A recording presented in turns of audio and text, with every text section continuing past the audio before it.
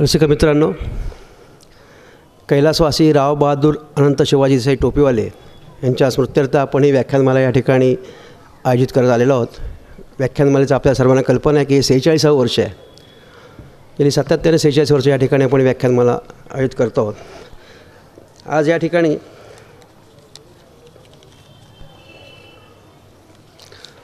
खास सांगलीवरून डॉक्टर किशोर ठाणेकर उपस्थित झालेले आहेत. आपण टाळ्यांच्या गजराने स्वागत करूया. त्याचप्रमाणे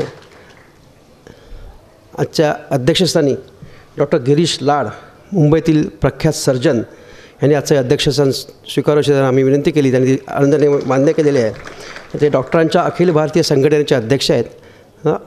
मी आमच्या संस्थेचे माजी अध्यक्ष, माजी उपाध्यक्ष माननीय प्रभू, जे आज कोकणामध्ये असतात आणि संबंध महाराष्ट्रभर दौरा करत असतात, त्यांना नम्र विनंती करतो अशोक प्रभूंना की त्यांनी पुष्पगुच्छ देऊन माननीय गिरीश लाड यांचं स्वागत करावं.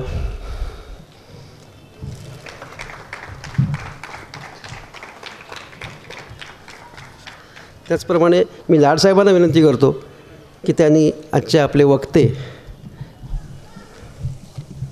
माननीय किशोर ठाणेकर यांचं पुष्पगुच्छ आणि सन्मान चिन्ह देऊन या ठिकाणी स्वागत करावं.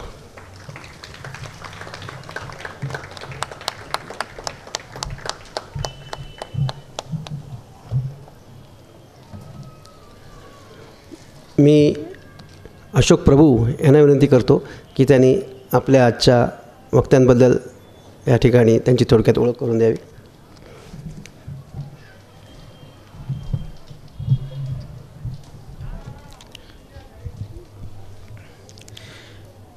टोपीवाला व्याख्यानमालेच्या 46व्या वर्षाचं आज तिसरं पुष्पक. ज्ञानेश्वर माऊलींनी म्हटलं आहे आणि आता जो मोमेंटो डॉक्टर साहेबांना दिला आहे त्याच्यावर या टोपीवाला व्याख्यानमालेचं एक ज्ञानेश्वरांनी लिहिलेली ओवी लिहिली. सूर्ये अधिष्ठिली प्राची, जगा राणी वजे प्रकाशाची, ऐशी वाचा श्रोतया ज्ञानाची दिवाळी करी. गेली 46 वर्षे ही ज्ञानाची दिवाळी टोपीवाला व्याख्यानमालेने अखंडपणे चालू ठेवली. त्याबद्दल टोपीवाला व्याख्यानमालेचे ऋण मानणं गरजेचं आहे. आजचे वक्ते डॉक्टर किशोर ठाणेकर सांगलीहून आलेत. होमिओपॅथीचे ते MD आहेत. त्याचबरोबर आयुर्वेद, नॅचरोपॅथीचाही चांगला अभ्यास आहे. आणि कुठचा आजार का निर्माण झाला, त्याचं मूळ का, ह्याचं सखोल अभ्यास करून समोरच्या रुग्णाला ते सांगूच शकतात, इतकं त्यांचा अभ्यास आहे, ज्ञान आहे. डॉक्टर किशोर ठाणेकरांबरोबर मी अनेक ठिकाणी फिरलो. पूर्वी एक काळ होता की आम्ही रात्र फिरायचो आणि अनेक असाध्य आजाराचे पेशंट, कुठे कधी बेळगावला गेलं, कधी धारवाडला गेलं, कधी नगरला गेलो, कधी रत्नागिरीला गेलो. पूर्ण रात्र आमचा हाच कार्यक्रम असायचा. कोण कोमात आहे त्याला कोमातून बाहेर काढ, कोण कॅन्सरचा पेशंट आहे, कोण ब्रेन ट्युमरचा पेशंट आहे, असे अनेक पेशंट त्यांनी बघितलं. आता प्रत्यक्ष पेशंटबद्दल जर किंवा एका त्या केसबद्दल सांगायचं तर एक 6-7 वर्षापूर्वीची गोष्ट आहे. मिरजेचे इन्स्पेक्टर कोळी ह्यांना सिव्हिअर ब्रेन हॅमरेज झालं होतं. मिरजेचे प्रख्यात न्यूरोसर्जननी सांगितलं होतं की 99.99% पेशंट गेलेला आहे, ही केस वाचू शकत नाही. अशावेळी डॉक्टर किशोर ठाणेकर आम्ही गेलो. ठाणेकर साहेबांनी काही थेंब पेशंटच्या जिभेवर सोडले. पेशंट त्याच दिवशी कोमातून बाहेर पडला. तिसऱ्या दिवशी डिस्चार्ज घेऊन घरी गेले. आजपर्यंत 7-8 वर्ष पेशंट बरा आहे. इतका त्यांचा अभ्यास आहे होमिओपॅथीचा. भारतातले जे प्रख्यात अभ्यासू होमिओपॅथ आहेत त्याच्यापैकी ते आहेत. संबंध भारतात अनेक ठिकाणी फिरून त्यांनी अनेक असाध्य आजाराचे पेशंट बरे केले आहेत. आता त्यांच्या तोंडून होमिओपॅथीबद्दल आपण जाणून घेऊ.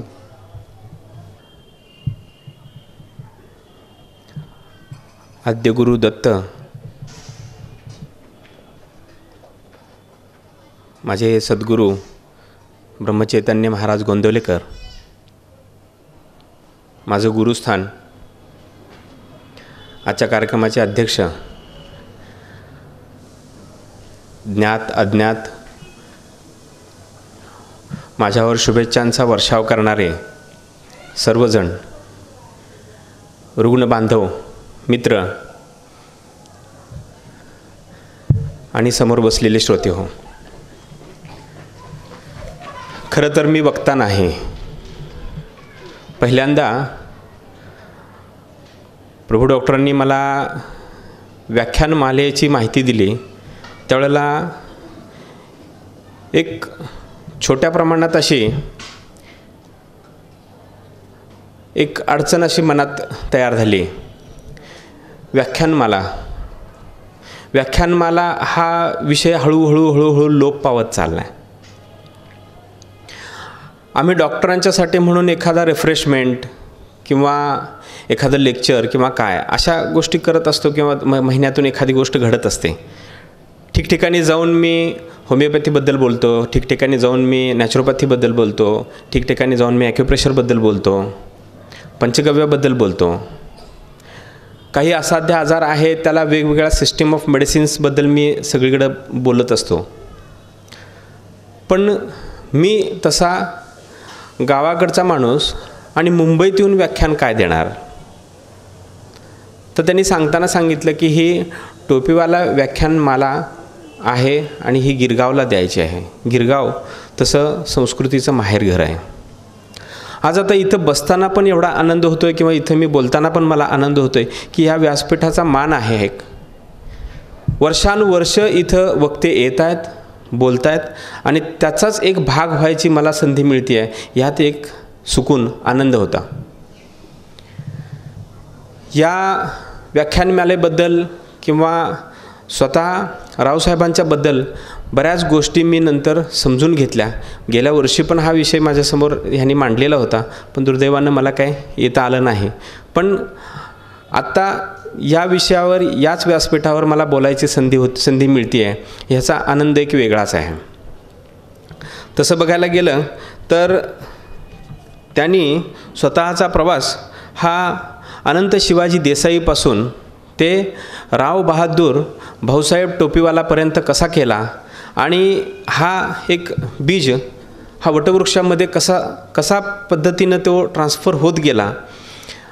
आज या गोष्टींच्या बद्दलचा एक आनंद आहे की या व्यासपीठाचा एक भाग मला व्हायची संधी मिळते आहे. आजचा माझा विषय आहे तो असाध्य आजार आणि होमिओपॅथी. मला होमिओपॅथी या विषयावर थोडंसं बोलायला आवडेल. मी जास्त वेळ त्या विषयावर घेणार नाही, कारण बरेच तुमचे प्रश्न आहेत आणि त्या प्रश्नांची उत्तरं देण्यात मला जास्त इंटरेस्ट आहे. कारण वक्ते येतात, बोलून जातात आणि त्यांच्या इंटरॅक्शन्स जास्ती होत नाहीत. मग काही मनात काही जणांच्या प्रश्न असतात, त्याची उत्तरं आम्ही आमच्या पद्धतीनं देऊन जातो. पण त्यांना जो अपेक्षित जो प्रश्न असतो तो प्रश्न मात्र तसाच राहतो.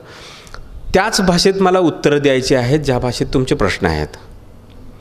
तर होमिओपॅथी हे शास्त्र साधारण 18व्या शतकात उदयास आलं. त्याचे जनक डॉक्टर ख्रिश्चन फ्रेडरिक सॅम्युएल हॅनेमन यांनी त्याचा शोध लावला. ह्याचा शोध ही एक चमत्कारिक घटना आहे. त्या काळी साथीच्या आजारांचं प्रमाण प्रचंड असायचं.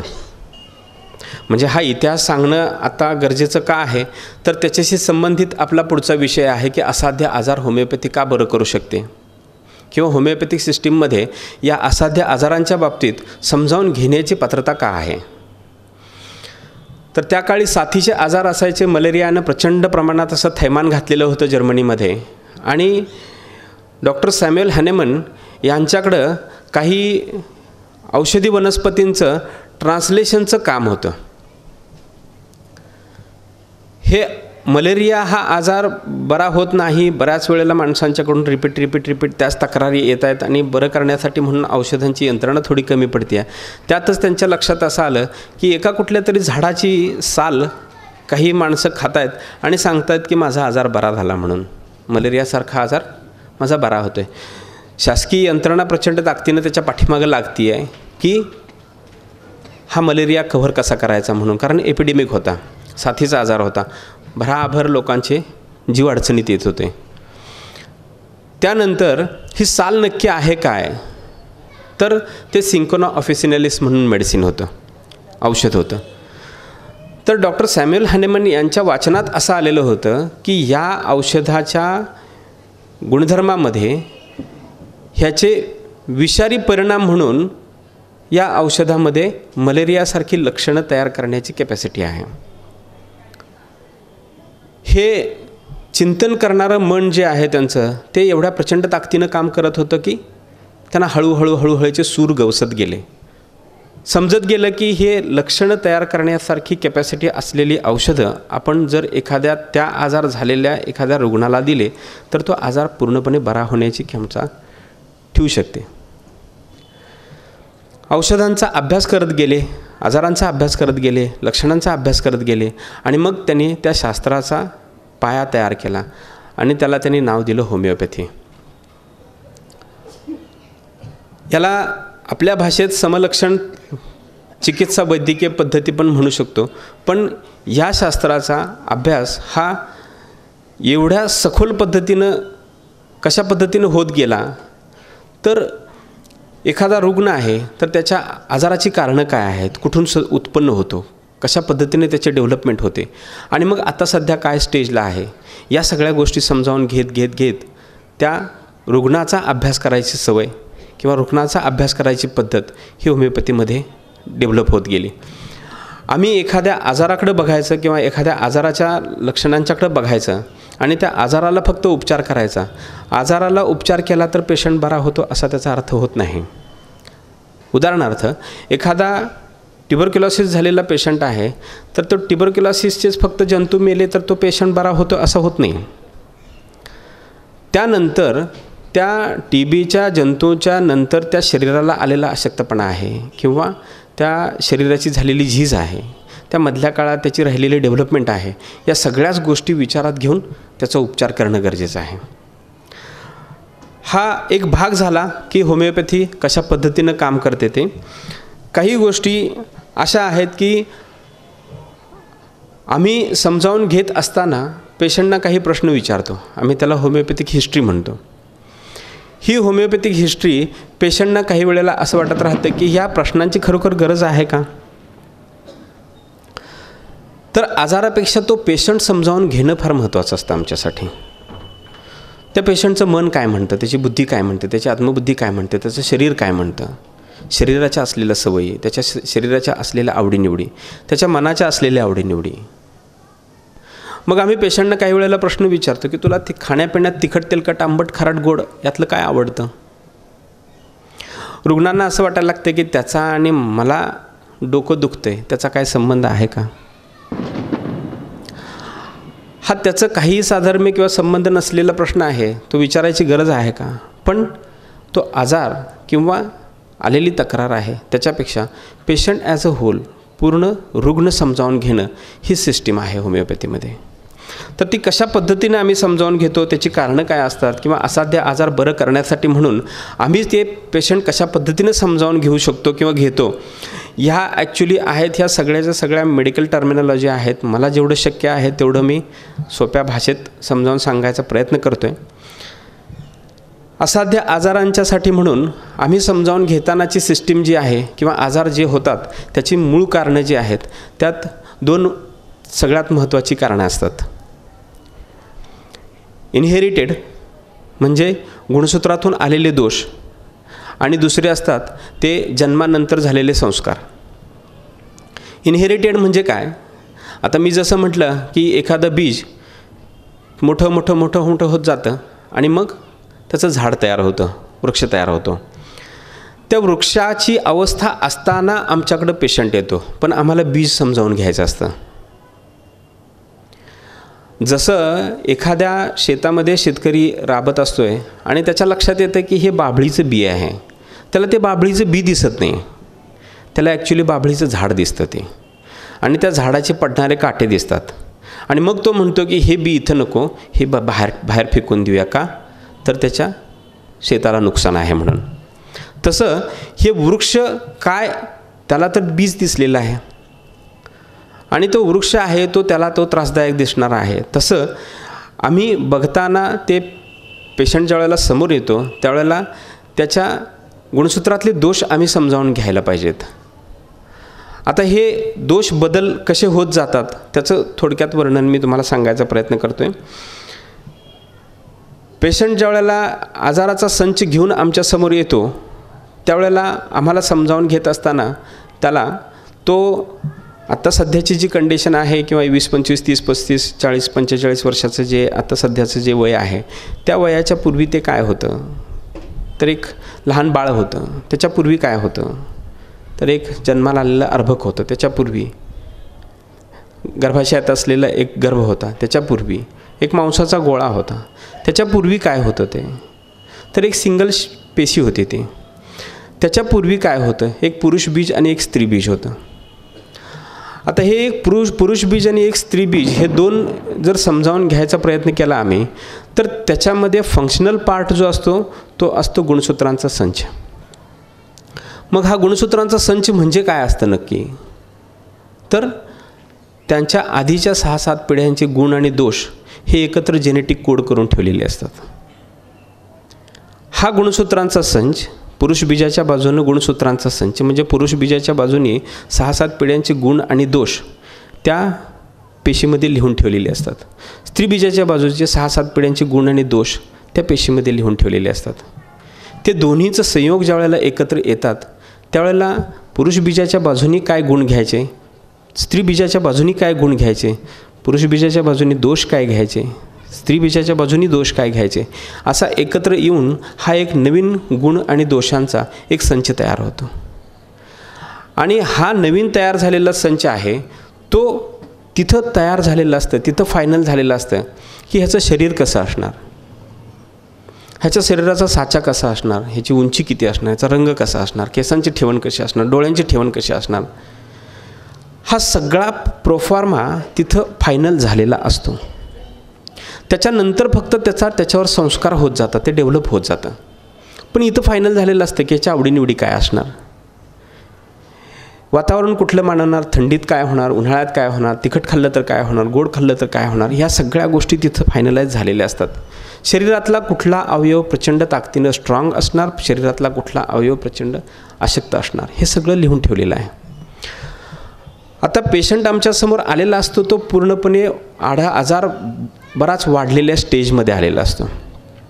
मग आम्हाला ह्या सगळ्या हिस्ट्री लागतात आणि मग ह्या हिस्ट्री घेऊन आमच्या लक्षात येतं की हे गुणसूत्रातून आलेले गुण आणि दोष नक्की काय आहेत. ह्या गुणदोषांच्या हिशेबावर हा एक पार्ट झाला की हे इनहेरिटेड म्हणजे गुणसूत्रातून आलेले दोष हे ह्या असाध्य आजारांचं मूळ कारण असतं.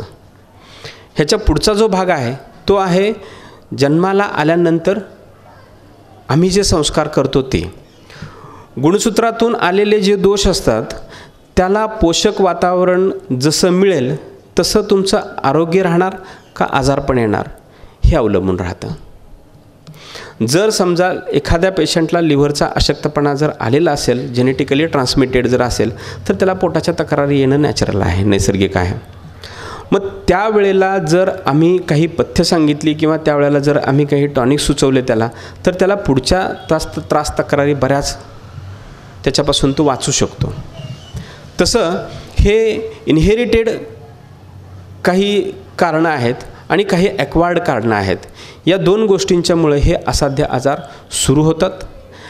आपल्याकडून आहार विहार व्यायाम आणि आराम ह्या गोष्टींचं सूत्र चुकलं, सूत्र जर बदललं तर मग हे आजार प्रचंड ताकदीनं बळावतात. हे तयार होत गेलेले सिस्टीम किंवा हे तयार होत गेलेली एकापेक्षा एक अशा कॉम्प्लिकेशन्स ज्या होत जातात त्या हळूहळू आमच्या लक्षात जसं येतील तसतसं त्याच्यावर उपचार करत जातो आम्ही. पण ही होमिओपॅथी ही एकमेव सिस्टीम अशी आहे की ज्याच्यामध्ये हा रेट्रोग्रेड स्टडी करायची पद्धत आहे. हा आजार झाला कशामुळं, हा आजार बरा करण्यासाठी म्हणून आम्हाला काय यंत्रणा राबवायला पाहिजे, आणि या पेशंटचं मूळ जे कॉन्स्टिट्यूशन आहे ते आम्हाला समजून घेणं फार गरजेचं असतं. गुणसूत्रातून आलेलं जे स्ट्रक्चर आहे ती आमच्या दृष्टीनं एक आजाराच्या पूर्वीची प्रीडिस्पोज्ड कंडिशन तयार झालेली असते, ऑलरेडी तयार झालेली असते. त्यानंतर जन्माला आल्यानंतर त्याच्यावर होणारे संस्कार, मग त्याला खाण्यापिण्याच्या सवयी काय असतील, त्याच्या राहण्याच्या सवयी काय असतील, त्याला ऊन वारा पाऊस ह्याचे काय परिणाम होत असतील, या सगळ्या गोष्टींच्यावर त्याचं पुढचं आरोग्य कसं टिकून राहणार, का आजारपण येणार, या सगळ्या गोष्टी अवलंबून राहतात. काही वेळेला आजारपणांच्या ह्याच्यामध्ये डॉक्टर पथ्यपाणी सांगतात. हे पथ्यपाणी का असतं, किंवा काही गोष्टी तुम्हाला आवर्जून सांभाळायला सांगतात. हे असं का असतं, तर त्या आजारासाठी म्हणून, किंवा हे असाध्य जे आजार असतात ह्या आजारांच्यासाठी म्हणून आम्हाला अडथळे नको असतात. म्हणजे उपचार करत असताना त्याच्यामध्ये येणारे जे अडथळे असतात, हे अडथळे 100% आम्हाला त्यात ट्रीटमेंट देत असताना अडथळा करत असतात. म्हणून ही पथ्यपाणी सांगितलेली असतात. ते पाळायलाच पाहिजेत का, असे बऱ्याच जणांचे प्रश्न येतात. हे जे पथ्यपाणी आहेत हे सांभाळायलाच पाहिजेत का, पाळायलाच पाहिजेत का? हो, 100% पाळायला लागतात. का, तर औषधी उपचार करत असताना त्याने ही पथ्यपाणी जर पाळली नाहीत तर औषधाचे परिणाम होणार, अधिक ते जे अन्न जाऊन त्याच्यात उपचारामध्ये अडथळा करणार. त्याच्यामुळं आजार बरा व्हायची प्रोसेस बरेच स्लो होते किंवा स्टॉप होते.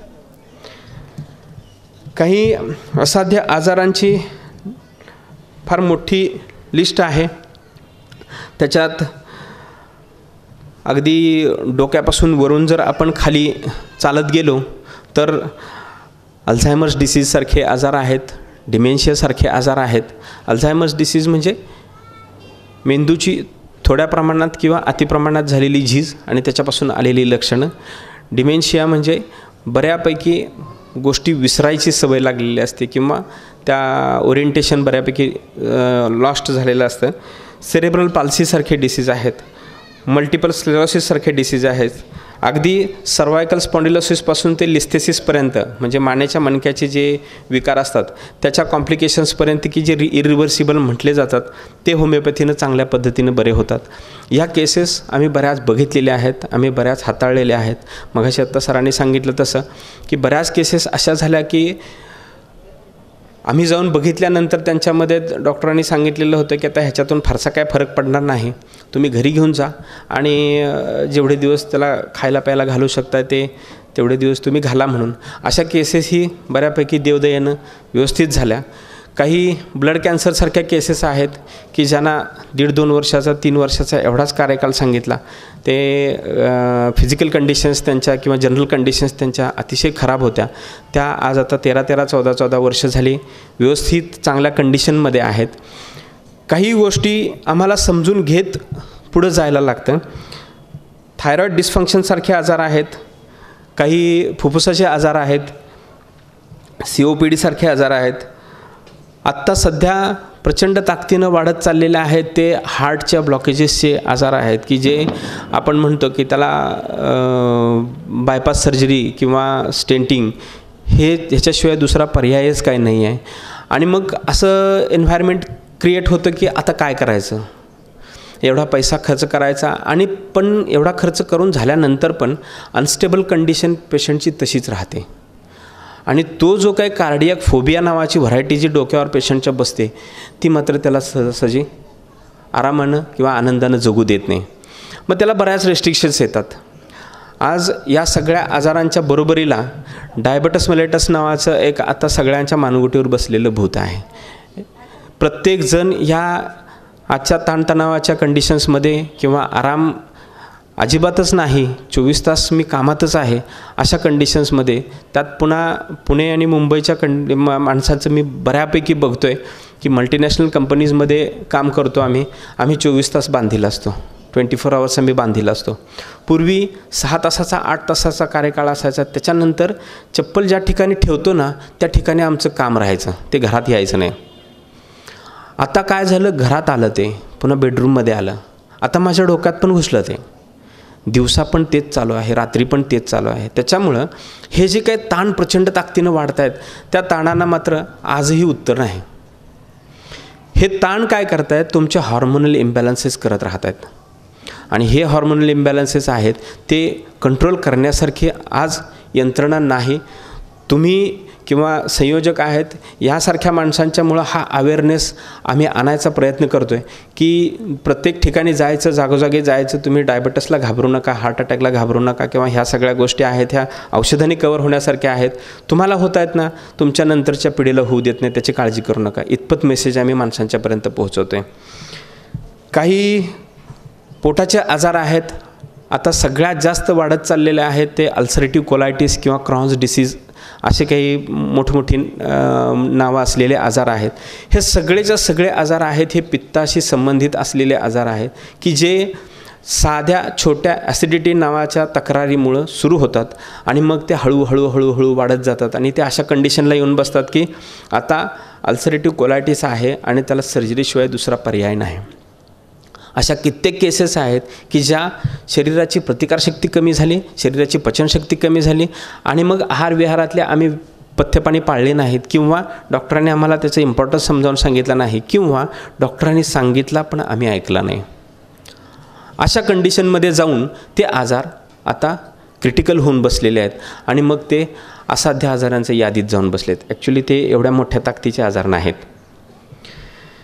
त्यानंतर किडनी फेल्युअर ही एक व्हरायटी प्रचंड ताकदीने यायला लागली. आम्ही ज्यावेळेला 94-95ला ॲडमिशन घेतली त्यावेळेला हे डायबिटीस मेलेटससारखे असे भरपूर पेशंट आहेत किंवा हे डायबेटिक ह्याचे पर्सेंटेज फार कमी होते. आता बघायला गेलं तर वॉर्डच्या वॉर्ड फुल आहेत. काय हा वॉर्ड डायबेटिक फूट हे काय, हे किडनी फेल्युअरचे पेशंट किंवा कंजेस्टिव्ह कार्डियक फेल्युअरचे पेशंट चुकून बघायला मिळायचे. फारसं असं एवढं प्रमाण प्रचंड होतं असं म्हणजे कदाचित आम्हाला बघायला मिळालं नसेल, असं पण असू शकेल. पण आम्ही बघितलेल्या केसेस आहेत त्या एवढ्या क्रिटिकल असायच्या नाहीत. आत्ता सध्या कॉमन झालं हे. जाता येता पण आम्हाला बसमध्ये बसलो आहे किंवा कुठंतरी पब्लिक प्लेसेसमध्ये जातो आहे तर त्यांच्या व्हेन्स फुगलेले दिसत आहेत आम्हाला. आता एक आहे की माणसांच्या प्रतिकारशक्ती एवढ्या खालावलेल्या आहेत की त्याला बाहेर काढण्यासाठी किंवा त्याला तयार करण्यासाठी म्हणून प्रचंड एफर्ट्स करायला लागणार आहेत. मी अशी विनंती करेन की ह्याच्यानंतर हा जो असाध्य आजार हा जो विषय आहे ह्याच्यापेक्षा आमच्या दृष्टीनं महत्त्वाचा विषय आहे ते आम्ही निरोगी कसं राहायचं. आजार आणि आजारांच्या बाबतीतले डॉक्टरांच्याकडे विवरण असते, वर्णन असते, त्याच्याविषयीची बऱ्यापैकी माणसांच्या जवळ ओरिएंटेशन असते. आणि आता मीडिया एवढ्या प्रचंड ताकदीनं आहे की प्रत्येकजण समजावून घेऊ शकतो आहे की हा आजार काय आहे किंवा त्याची सिव्हिरिटी काय आहे. आत्ता आम्ही नॉर्मल कसं जगायचं आहे या कंडिशनमध्ये, म्हणजे माझं आता धावपळीचं आयुष्य आहे, मला पळापळी करावीच लागणार आहे. ह्याच्यात काही मला कुठल्याही गोष्टीला फाटा देता येत नाही, कुठलीही गोष्ट माझ्या आयुष्यातून काढून टाकता येत नाही. पण त्यानंतरसुद्धा मला नॉर्मल लाईफ जगायचं आहे आणि हेल्दी लाईफ जगायचं आहे. तर कसं करावं अशा पद्धतीची पण एखादी चर्चा किंवा डिबेट असं ठेवावं असं मी विनंती करेन हे ना, कारण त्याची फार गरज आहे. आम्हाला आजाराला उपचार करायचा कंटाळा आला आहे. त्याची कारणं अशी आहेत की त्या एका कंडिशनच्या पुढे गेलं ना की परत रिव्हर्स आणायला फार त्रास होतो आहे डॉक्टरांना पण आणि पेशंटना पण. पण जर एखाद्या कुटुंबामध्ये डायबिटीसची ऑलरेडी हिस्ट्री आहे तर त्याच्या पुढच्या पिढीनं थोडं सावध राहावं. त्यांनी विचारावं डॉक्टरांना की मला व्हायला नाही पाहिजे, ह्याच्यासाठी मी काय करू, माझ्या लाईफस्टाईलमध्ये मी काय बदल करायला पाहिजे किंवा खाण्यापिण्यामध्ये मी काय घ्यायला पाहिजे किंवा काय वर्ज्य करायला पाहिजे. या सगळ्या गोष्टीची मानसिक तयारी ठेवून ह्याचं डिस्कशन व्हावं. काही आत्ता सध्या प्रचंड ताकदीनं वाढत चाललेले आहेत ते इनफर्टिलिटीचा एक फार मोठा व्याप आहे आणि तो सगळ्यात जास्त आहे तो एज्युकेटेड पीपलमध्ये आहे. म्हणजे सुशिक्षित माणसांच्यामध्ये वंध्यत्व हा सगळ्यात मोठा आजार आजच्या तारखेला आहे. वंध्यत्वासाठी म्हणून आम्ही आता बघतोय ह्याच्यात तशा रिपोर्ट सगळेच नॉर्मल आहेत. मिस्टरांचे रिपोर्ट नॉर्मल आहेत, मिसेसचे रिपोर्ट नॉर्मल आहेत, तरीसुद्धा त्यांना हा आपत्ती होत नाही, हा आजार आहे. मग पत्रिका बघितल्या, मग ते काही उपचार केले त्याच्यावरचे. या सगळ्या गोष्टींच्या नंतरसुद्धा आम्हाला नॉर्मल राहायचं आहे. निसर्गाचे नियम आहेत की एखादा जीव जन्माला आला तर त्याचं फक्त एवढंच काम आहे की नवीन जीवाला जन्म द्या आणि तुम्ही मरून जा. तेवढं नॅचरल नॉर्मल कामसुद्धा आज होत नाही आहे. मग हे उत्पत्तीचं काम आहे, हे नैसर्गिक आणि एवढं सहज आहे, तरी पण आता एवढ्या प्रचंड प्रमाणात औषधं खायला लागत आहेत. का? आम्ही आयुष्य क्रिटिकल करून ठेवलेलं आहे.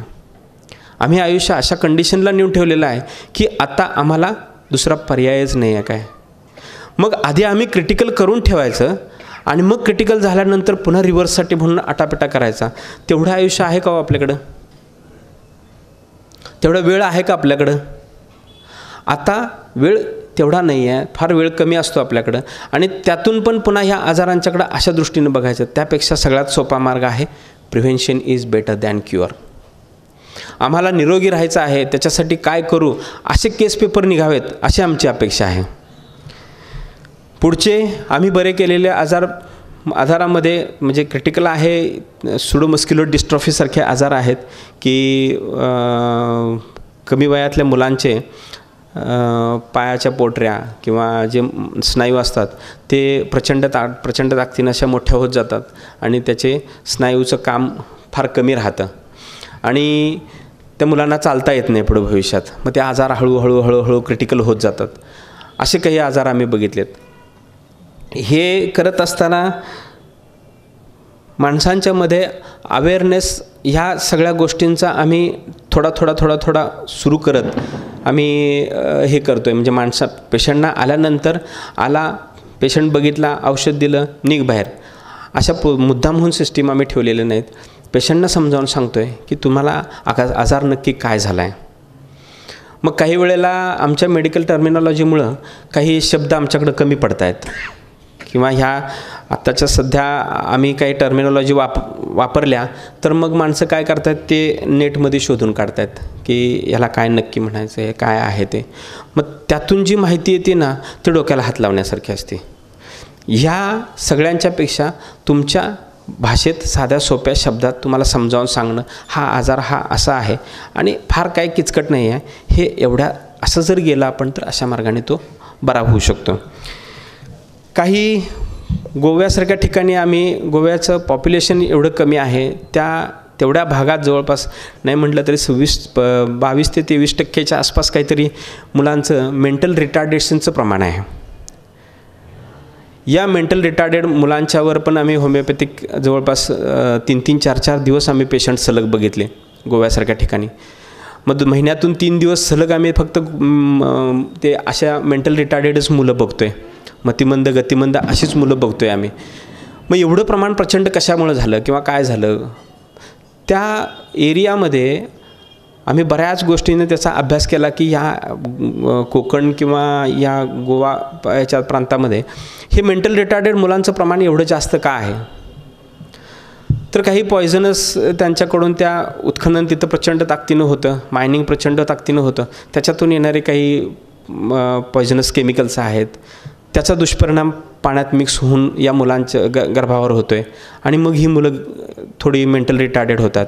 हा एक पार्ट आहे. दुसरं, या मुलांच्यामध्ये एवढं पर्सेंटेज असण्याचं कारण म्हणजे तिथल्या तिथं झालेली लग्न. जेनेटिकली काही थोडे ट्रान्सफॉर्मेशन्स व्हायसाठी म्हणून त्यांना वावच मिळत नाही आहे, नात्यातल्या नात्यात लग्न आहेत. काही गोष्टी अशा माणसांना आम्ही सुचवत राहिलो की नाही हे असं नका करू, हे थोडा पॅटर्न चेंज करायची गरज आहे. फक्त आजाराला उपचार करणे हा एवढाच मर्यादित जर विषय ठेवला तर फक्त आजारच बरे होतील, समाजात फारशी प्रगती होणार नाही. ऑस्टिओआर्थरायटिस किंवा रुमॅटॉइड आर्थरायटिस हे तर होमिओपॅथीनं अगदी कॉमनली बरे होतात, फार त्याला कष्ट करायला लागत नाही. आणि अशा काही केसेस आल्या की म्हणजे बघितलेल्या आहेत मी, ह्यांनी पण ट्रीटमेंट दिलेल्या की पेशंटला लोक झोळी घेऊन येत आहेत उचलून आणि ते 3 डोस दिल्यानंतर होमिओपॅथिक औषधाचे 3 डोस दिल्यानंतर पेशंट 3, 4, 5 पायऱ्या चढून वर खाली येतो आहे. ही अतिशयोक्ती नव्हे, हे घडलेले किंवा प्रॅक्टिकली आमच्या आयुष्यात हे होमिओपॅथिक औषधांच्या ह्या खरोखरच चमत्काराने घडलेले प्रकार आहेत. आता सध्या प्रचंड ताकदीनं वाढत असलेला दुसरा विषय म्हणजे ॲलर्जीज. प्रत्येक ठिकाणच्या प्रत्येक एरियाच्या ॲलर्जीज. म्हणजे फॉर एक्झाम्पल धूळ आली, धुळीची ॲलर्जी, मातीची ॲलर्जी, फुलाचे पोलन ग्रेन्स असतात त्याची ॲलर्जी. म्हणजे ॲक्च्युली हे आजार आले कुठून? ॲलर्जी नावाची व्हरायटी आली कुठून? असतं काय नक्की हे? तर मग अशी एक लायकेन प्लॅनट्सबद्दल काही होमिओपॅथिक उपचार आहे का असा एक प्रश्न आला आहे. शरीराची प्रतिकारशक्ती आहे ही प्रचंड ताकदीनं खालावलेली आहे. मग प्रतिकारशक्ती खालावायचं काय कारण आहे? रोजचं तर आम्ही जेवण व्यवस्थित करतो आहे, 2 वेळेला हेल्दी फूड खातो आहे आम्ही. नक्की काय झालं काय? नक्की कशामुळे एवढी प्रतिकारशक्ती कमी झाली? तर बहुतांश वेळेला आपलं काय होतं की एखादा आजार झाला की त्या आजाराला पटकन बरं करायच्या पाठीमागं लागतो आपण. मग ते बरं करत असताना आम्हाला असं वाटत राहतं आहे की हा 4 ते 5 दिवसात बरा व्हायला पाहिजे, कारण 6व्या दिवशी मला कुठेतरी बाहेरचा प्रोग्राम आहे किंवा कुठेतरी जायचं आहे. आजार समजून घेऊन बरं केलेलं कधीही चांगलं. नक्की काय आहे, काय करावं लागेल? मग ही समजावून घेणारी जी यंत्रणा आहे ती आहे डॉक्टर. त्यांच्यासमोर जायचं, त्यांना विचारायचं हे काय करू नक्की. काहीतरी तक्रार झाली की एक मेडिकलमधली गोळी आणून खायची, तेवढंच थांबवायचं, मग पुढं जायचं. मग हे असे शॉर्टकट काढत ना शरीराची प्रतिकारशक्ती कमी होते. जरी अँटीबायोटिक घ्यायची वेळ जरी आली किंवा अँटीबायोटिकची 100% गरज जरी असली तरीही ती डॉक्टरांच्या सल्ल्यानेच घ्यायची. त्याला कारण आहे. अँटीबायोटिक घेत असताना तुम्हाला त्याचे कोर्स पूर्ण करायला लागतात. नक्की तो अर्धवट तुम्ही सोडला तर ते अँटीबायोटिक नंतर तुमच्या शरीरावर किती काम करेल ह्याची गॅरंटी सांगता येत नाही. म्हणजे आम्ही त्या डॉक्टरी सल्ल्यानेच काही औषधं घ्यायची आहेत ती घ्यायची आहेत. मग असं का झालं की मध्येच आमची प्रतिकारशक्ती प्रचंड ताकदीनं कमी आली? तुम्ही ज्या व्हरायटीचं काम करता त्या व्हरायटीची तुम्हाला आहार घ्यायची गरज असते. उदाहरणार्थ मी जर समजा कष्टाचं काम करत असेल तर मला प्रोटीन्स लागतील, मला कॅल्शियम लागेल, आयर्न लागेल. पण मी जर बुद्धीचं काम करत असेल तर मात्र मला त्या व्हरायटीचेच मेडिसिन घ्यावे लागतील किंवा त्या व्हरायटीचं सप्लिमेंट घ्यावं लागेल. आत्ता शारीरिक कष्टापेक्षा मानसिक ताण प्रचंड ताकदीनं आहे. मग त्याच्या रिलॅक्सेशनसाठी म्हणून आपल्याला काहीतरी करावं लागेल ना. मला जर मसल वाढवायचे असतील तर जसं मला जिममध्ये जायला पाहिजे, ग्राउंडवर जायला पाहिजे, व्यायाम करायला पाहिजे, तसं जर मनाचं काम भरपूर आहे, बुद्धीचं काम भरपूर आहे तर त्या बुद्धीला तुम्हाला तेवढा आराम किंवा तेवढे त्याचे व्यायाम व्हायची गरज आहे. बुद्धीचे आराम आणि व्यायामाचे प्रकार म्हणजे प्राणायाम, योगा हे आहेत. आपण जर स्वतःसाठी थोडा वेळ देत गेलो, सकाळी अगदी उठून झाल्यानंतर लगेच थोडासा वेळ देत गेलो तर हे क्रिटिकल इलनेसेसपर्यंत म्हणजे असाध्यपर्यंत जायची काही गरजच राहणार नाही. आजार झाला, बरा झाला, क्रिटिकल झाला नाही, तो त्याची व्याप्ती वाढत गेली नाही. काही आम्ही मुद्दामहून या विषयांच्या पाठीमागं लागलो आहे की हे आजार येऊच नयेत माणसांना म्हणून. त्यापैकी वंध्यत्व, मुलांचं जन्माला आल्यानंतर मुलांना जे मेंटल रिटार्डनेस येतो तो, काही म्हणजे स्त्रियांच्यामध्ये पॉलिसिस्टिक ओव्हॅरियन डिसीज म्हणून एक व्हरायटी आहे किंवा आत्ता कॉम्प्लिकेटेड त्याच्यापेक्षा पुढची कॉम्प्लिकेटेड केसेस असतात त्या चॉकलेट सिस्टम म्हणून एक व्हरायटी आहे. तर हे जे आजार आहेत हे सहजासहजी बरे करण्यासारखे आजार आहेत.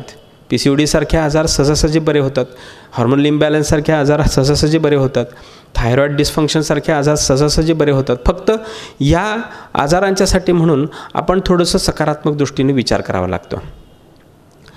डॉक्टरांच्याकडे जायचं, मला काय आजार झाला आहे ते विचारायचं, डॉक्टरांनी त्याचं व्यवस्थित वर्णन सांगायचं आणि त्या आजाराला नक्की तुम्ही आणि मी मिळून काय उपचार काढायचा. तुम्ही आजाराला उपचार करा, आम्ही पथ्य पाण्याची जबाबदारी आम्ही स्वीकारतो. हे जर झालं तर हे असाध्य आजारसुद्धा असाध्य राहणार नाहीत. आपल्याला सहजासहजी सोप्या मार्गाने बरं करण्यासारखे आजार होऊ शकतात. आम्ही PCOD किंवा ह्या पॉलिसिस्टिक ओव्हॅरियन डिसीजच्या बाबतीत बऱ्याच मार्गाने त्याचे अभ्यास करून घेतले. बहुतांश वेळेला मानसिक ताण आणि विचाराच्या पद्धती या दोन गोष्टींच्यात जर गफलत झाली, म्हणजे आम्ही आमच्या कामांच्याबद्दल किंवा आमच्या आयुष्याच्याबद्दल काही धारणा आमच्या जर चुकल्या, तर मात्र मग हॉर्मोनल इम्बॅलन्स व्हायला लागतात. कारण आजार होण्याचे हे असे जे काही क्रिटिकल इलनेसेस व्हायची जी कारणं असतात ना, ते तुमच्या धारणेवर बऱ्याच गोष्टी अवलंबून आहेत.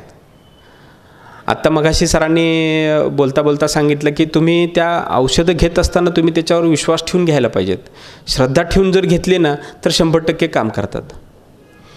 हे धारण प्रकार जर आमचा जर असा असेल की नाही, ह्या काहीतरी माझा आजार जो आहे तो ह्या औषधाने बरा व्हायची शक्यता आहे किंवा बरा होऊ शकतो, आणि आम्ही पण त्याचं वर्णन किंवा त्याची तुम्हाला जी माहिती सांगायची आहे ती तेवढ्या श्रद्धेनं सांगायला पाहिजे.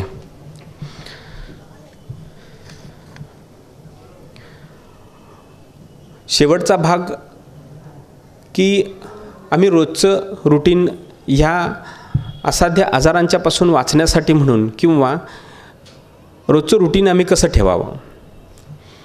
मुंबईसारख्या ठिकाणी शारीरिक कष्टाचा फारसं प्रमाण नाही आहे. मानसिक ताण मात्र प्रचंड आहेत की जे तुमच्या पाठीमागं कंटिन्युअस लागलेले आहेत. म्हणजे मुंबई म्हणजे पळणारं, मुंबई म्हणजे धावणारं, असं एक समीकरण झालं आहे. तर एक छोटी विनंती आहे, तुमचा दिवस संपतो आणि ज्यावेळेला तुम्ही झोपायला बेडवर जाता त्यावेळेला एक 10 ते 15 मिनिटं शांत डोळे मिटून बसा. आणि डोळे मिटून बसल्यानंतर दिवसभर जे जे काय घडलेलं आहे ते एकदा शांतपणे आठवा. आठवून झालं की त्या मोठ्या मोठ्या गोष्टी आठवायच्या, की संध्याकाळी ठाणेकर डॉक्टरांचं लेक्चर ऐकलं. 2 तासाचा कार्यक्रम, 1.5 तासाचा कार्यक्रम असेल, पण एका वाक्यात संपला. असे दिवसभराचे कार्यक्रम आहेत, ते आठवायला आपल्याला फारसा वेळ लागत नाही. पण ह्या घटनाक्रम फक्त आठवायचे, आणि हे घटनाक्रम आठवून आपल्या सुप्तावस्थेतल्या मनाला आपण समजावून सांगायचं की हा दिवसभराचे हे सगळे कार्यक्रम संपले आणि आता मी झोपणार आहे. आता यातलं मला काय आठवणार नाही आहे. माझी झोप पूर्ण झाल्यानंतर मला ज्या वेळेला जाग येईल त्यावेळेला उद्याचं ठरवू. ही एक प्रॅक्टिस आहे. ही प्रॅक्टिस करत करत करत करत गेल्यानंतर तुमच्या लक्षात येईल की मला जर उद्या सकाळी 7 वाजता उठायचं असेल, 6 वाजता उठायचं असेल, 5 वाजता उठायचं असेल, तर माझं नॅचरल क्लॉक 100% माझा अलार्म वाजवतच. म्हणजे मी माझ्याबरोबर संवाद साधायला चालू केलं. मी जोपर्यंत माझ्या स्वतःबरोबर संवाद साधायला चालू करत नाही, माझ्या आतल्या सिस्टीमबरोबर कोऑपरेट करायला चालू करत नाही किंवा त्याच्याबरोबर समजुतीनं वागायला चालू करत नाही, तोपर्यंत शरीर तुम्हाला कुठल्याही गोष्टी समजावून सांगणार नाही. हे संध्याकाळी झोपताना असं करून झोपल्यानंतर तुम्हाला साधारण 1 महिना 1.5 महिन्याच्या पिरियडमध्ये तुम्हाला जाणवायला लागेल की मला झोप छान लागायला लागली. रात्रभर जे काय दिवसभर जे काय झालेलं असते ते रात्री मला कुठेही काही आठवत नाही, आणि झोपून उठल्यानंतर मला थोडंसं फ्रेश वाटते. उठल्यानंतर पुन्हा दिवसभराचं मला काही आठवलं नाही, माझी झोप व्यवस्थित झाली, आणि झोप झाल्यानंतर उठून दिवसभर काय करायचं आहे त्याचा एक फक्त प्लॅन तुमच्या नजरेसमोर ठेवा. उठायचं आहे, आवरायचं आहे, ऑफिसला जायचं आहे, तिथून आल्यानंतर हे करायचं आहे, तिथून आल्यानंतर ते करायचं आहे.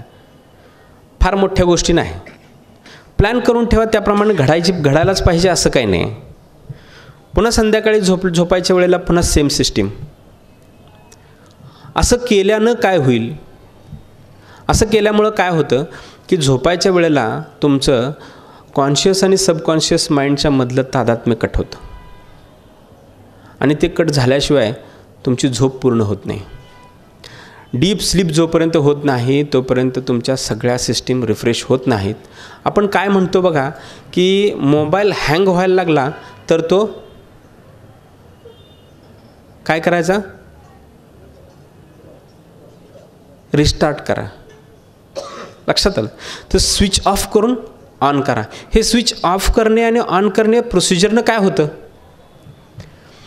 तर सगळ्या फाईल्स तुमच्या रिफ्रेश होतात, सगळ्या फाईल्स रिफ्रेश होतात. आपण हे जाणून बुजून करायची गरज आहे. दुर्दैव मोबाईल ही सिस्टीम आपल्या मेंदूवरून घेतली गेली, आणि त्या मेंदूच्या करेक्शनसाठी म्हणून आपल्याला मोबाईलचं उदाहरण द्यायची वेळ आली. पण समजावून घेण्यासाठी फार सोपं आहे हे. रिफ्रेशमेंटसाठी म्हणून आणि तुमच्या बुद्धीचा ताण कमी करण्यासाठी, मनाचा ताण कमी करण्यासाठी म्हणून हे फार गरजेचं आहे. हे जर घडत राहिलं तर ताण बराच कमी होत राहील. तुमच्यात जेवढा मानसिक ताण जास्त असेल तेवढा हार्मोनल इम्बॅलन्स जास्त होतात आणि तेवढे रिकव्हरीचे चान्सेस फार कमी होतात तुमचे.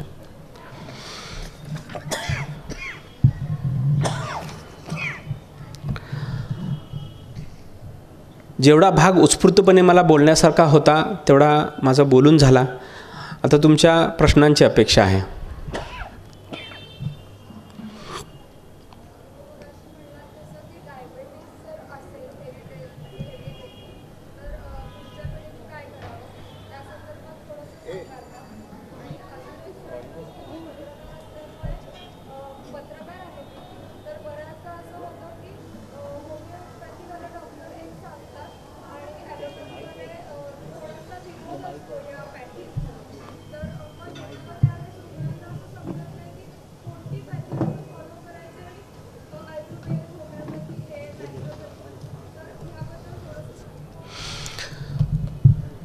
ॲक्च्युली हे सांगत असताना काही गोष्टी सांगायला पाहिजे होत्या मी. तर त्यांचा प्रश्न असा आहे की समजा एखाद्या आई वडील आजी आजोबा यांना मधुमेहाचा त्रास आहे, डायबिटीसचा त्रास आहे आणि त्यांच्या नंतरच्या पिढीला येऊ नये म्हणून आम्ही काय करावं, हा एक प्रश्न आहे. दुसरा प्रश्न असा आहे की होमिओपॅथिक डॉक्टर एका मार्गाने सांगतात, ॲलोपॅथिक डॉक्टर एका मार्गाने सांगतात, आयुर्वेदिक डॉक्टर एका मार्गाने सांगतात आणि नॅचरोपॅथीचे डॉक्टर वेगळेच सांगतात. मग ह्यात आमचा मानसिक मर्डर का करताय, असा त्यांचा प्रश्न आहे.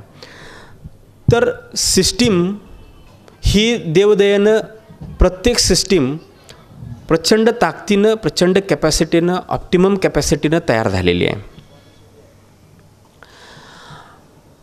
आम्हाला ह्या सगळ्या प्रत्येक सिस्टीमला समजावून घेण्याचीच गरज आहे. सगळ्यात आधी डॉक्टरांनी समजावून घेण्याची गरज आहे. कुठलंही शास्त्र फेक नाही, वाया नाही, चुकीचं नाही. जर समजा आम्हाला आजार होऊ नये म्हणून जर आम्ही जर करायची गरज असेल, मला आजारच व्हायला नाही पाहिजे, आता तुम्ही त्या फेजमध्ये आहे, आईवडिलांना झाला आहे पण मला नाही झालेला, मला व्हायला नाही पाहिजे, असं जर तुमची धारणा इच्छा जर असेल तर तुम्हाला आयुर्वेदिक आयुष्य जगायची गरज आहे. आयुर्वेद म्हणजे काय, तर जन्माला आल्यापासून ते मरेपर्यंत आम्ही काय जगायचं, कसं करायचं, काय खायचं, काय प्यायचं, आयुर म्हणजे आयुष्य, लाईफ. तर त्यावेळेपासून ते मरेपर्यंत आम्ही कसं जगायचं, माझी दिनचर्या कशी असायला पाहिजे, माझी ऋतुचर्या कशी असायला पाहिजे, ह्याच्याबद्दलचं व्यवस्थित विस्तृत केलेलं वर्णन म्हणजे आयुर्वेद. आयुर्वेदाच्या पद्धतीनं तुम्हाला जगायची गरज आहे, त्याची पथ्यपाणी पाळायची गरज आहे. तुमची एकदा व्यवस्थित सगळी सविस्तर हिस्ट्री घ्यायची, तुमच्या आईवडिलांना काय झालं, आजी आजोबांना काय झालं, त्यांना त्रास तक्रार आजार काय झाले, आता तुमच्या सध्याच्या आवडीनिवडी काय आहेत, आणि त्याप्रमाणे तुम्हाला असे सल्ले द्यायचे की तुमच्या आहारात तुम्हाला हे वर्ज्य करायची गरज आहे, तुमच्या आहारात हे घ्यायची गरज आहे. हे करत असताना जर समजा तुमचं लिव्हर अशक्त असेल, डायजेशन पुअर असेल, त्याच्या पाठीमागे लागायची गरज आहे. कॅल्शियम कमी असेल तर ते सप्लिमेंट करायची गरज आहे. हा झाला एक भाग की तुम्ही नक्की काय करावं, लक्षात आलं. दुसरा विषय असा आहे की होमिओपॅथिक डॉक्टर एक सांगतात, आयुर्वेदिक डॉक्टर एक सांगतात, ॲलोपॅथिक डॉक्टर एक सांगतात, नक्की काय सिस्टीम फॉलो करायची. तर त्या आजाराची आत्ता सध्याची तीव्रता ठरवणार आम्ही उपचार काय घ्यायचे, डॉक्टर नाही ठरवणार. जर आजार झालाच नाही आणि होऊ नये म्हणून जर मला काय करायचं असेल तर मला I have to go for Ayurveda. आयुर्वेदाचं ब्रीदवाक्य आहे स्वास्थ्यस्य स्वास्थ्य रक्षणम. इथं आजाराचा कुठं काही संपर्क संबंध काही नाही आहे. आयुर्वेद म्हणतं माझं स्वास्थ्य आहे ते तसंच्या तसं टिकवून ठेवायचं असेल तर ते 100% तुम्हाला लाईफस्टाईल आहे ते आयुर्वेदाची वापरायला लागेल. जर आजार झाला तर आजाराची लक्षणं येतात आणि ती लक्षणं समजावून घेऊन आम्हाला उपचार करायची गरज आहे, तर त्याच्या पुढचा टप्पा आहे तो आहे होमिओपॅथीचा. इथं सिमिलिया सिमिलिबस क्युरेंटर हे होमिओपॅथीचं ब्रीद आहे. म्हणजे लक्षणांचा अभ्यास करा, त्या लक्षणांचा अभ्यास केल्यानंतर तशा प्रकारची लक्षणं तयार करणारी कॅपॅसिटी असलेली औषधं त्या पेशंटला द्या. म्हणजे त्या औषधांच्यामध्ये निरोगी माणसांच्यामध्ये अशी लक्षणं तयार करण्याची कॅपॅसिटी असलेलंच औषध त्या रुग्णांना द्यायचं, म्हणजे समलक्षण वैद्यकीय चिकित्सा पद्धती. मग इथं लक्षणांचा अभ्यास आला.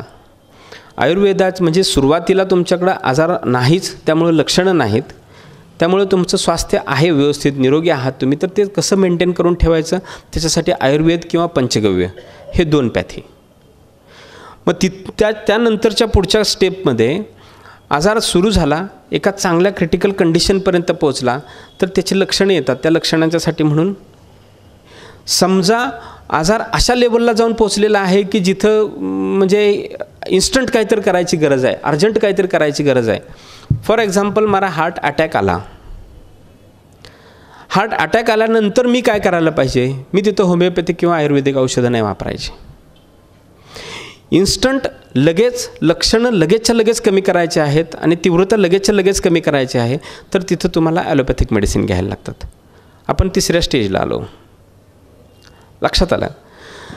मग आम्ही 3ऱ्या स्टेजला जर कंडिशन जर त्या आजाराची असेल की आता इथून ते कमी करायला वेळ नाही आहे आपल्याला, तेवढं शरीराचा कुठला तरी एखादा भाग अवयव अशक्त व्हायची शक्यता आहे किंवा डॅमेज व्हायची शक्यता आहे, तर तो डॅमेज वाचवण्यासाठी म्हणून इन्स्टंट रिलीफ, तर ते ॲलोपॅथिक मेडिसिन घ्या. आणि त्यानंतरसुद्धा जर तो आजार इन्क्युरेबल आहे आणि एखादा भागच त्याचा निकामीच झालेला आहे, तर terminal mode of treatment is surgery. आजार कुठल्या स्टेजला आहे त्याच्यावर ठरतं की उपचार काय घ्यायचा ते. डॉक्टर असं कधीही कुणाला सांगणार नाहीत की तुम्ही हे घेऊ नका ते घेऊ नका. आता मला आजपर्यंत जेवढा त्या होमिओपॅथिक सिस्टीममध्ये प्रॅक्टिस करणाऱ्या सिनियर डॉक्टरांचा रिस्पेक्ट होता, त्याच्यापेक्षा 10 पटीने जास्त आज लाड सरांच्याबद्दल मला रिस्पेक्ट आज आला. का? तर पेशानं सर्जन आहेत, पण इथं सर्जरी ॲप्लिकेबल नाही आहे. इथं सर्जरी ॲप्लिकेबल नसल्यामुळं त्याला औषधी उपचारानं ते बरा होऊ शकतो हे अनुभव घेऊन. आणि काही वेळेला आमच्याकडं पण केसेस अशा येतात की तिथं नाही, तिथं ते बाकीचं काही खेळ करत बसायची गरज नाही आहे, तिथं हेच करावं लागेल, आपल्याला सर्जरीज करावी लागेल, ते सर्जरीज करावी लागेल. मग त्याची रिटर्नची पद्धत काय असेल की सर्जरी झाली तर पुढं काय, किंवा एखादा ॲलोपॅथिक मेडिसिन घेतली तर त्याच्या पुढं काय. त्या ॲलोपॅथिक मेडिसिन घेऊन ती कंडिशन सबसाईड करा, कंट्रोल करा. त्यानंतर पुन्हा त्याचे सगळ्या आजाराचं पहिला जेवढा आजार वाढलेला आहे तो पुन्हा कव्हर होईपर्यंत होण्यासाठी म्हणून होमिओपॅथिक मेडिसिन घ्या. होमिओपॅथिक मेडिसिन घेऊन आजार बरा झाला ह्याची खात्री तुम्हाला झाली की पुन्हा तुमच्या लाईफस्टाईलमध्ये बदल करायला पाहिजे, त्याच्यासाठी आयुर्वेदाची मदत घ्यायला लागेल. माझी प्रभू डॉक्टरांची बऱ्याच वेळेला ह्या विषयावर अशीच चर्चा होती की एका डॉक्टरांना फक्त एकच पॅथी शिकवून त्यांच्यावर 100% अन्याय केला आहे आणि त्यांच्यापेक्षा जास्त पेशंटवर अन्याय केला आहे. या सिस्टीम समजावून घ्यायला पाहिजेत डॉक्टरांनी, आणि त्या सिस्टीम समजावून घेतल्यानंतर त्याचं त्यावेळेला तसं तेवढं ज्ञान आल्यानंतर मग त्यांना उपचार करायला अधिकार आहे. सॅटिस्फाईड? ओके. आणखी काही कोणाचे प्रश्न आहेत? सर.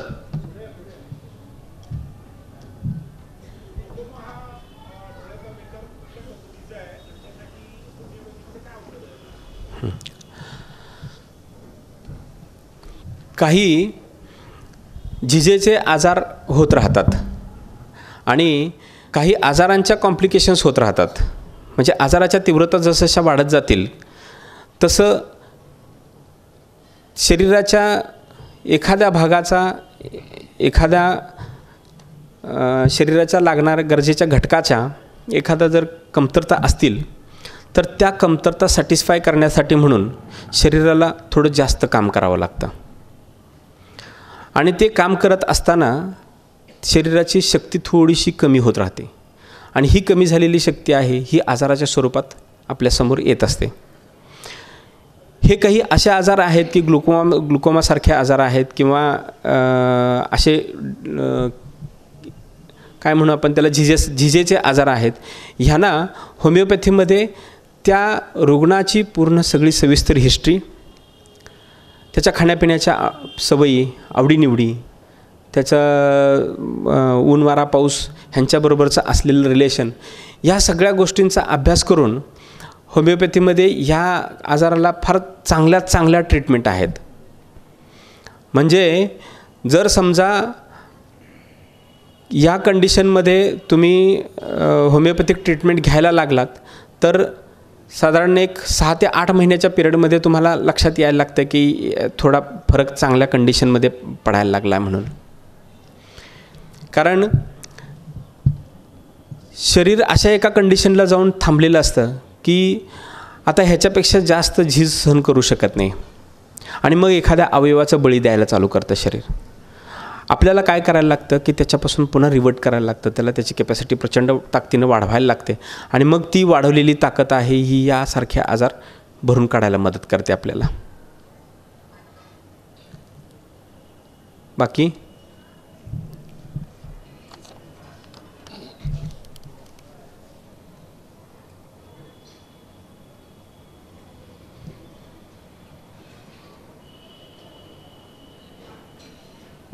हिस्ट्री आहे का पेशंटची?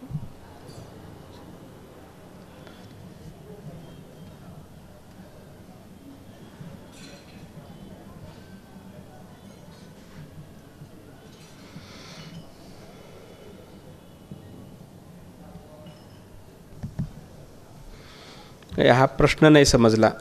TB कोर्स कंप्लीटेड 6 वर्षाचा 6 महिन्याचा. अच्छा, आता ह्याला आम्ही काय होमिओपॅथिक ट्रीटमेंट देऊ शकतोय असं म्हणायचं आहे का? अच्छा, TB हे जंतुसंसर्गानं झालेला आजार आहे. फुफ्फुसाच्या एखाद्या भागाचा प्रचंड नुकसान करणारा हा आजार आहे.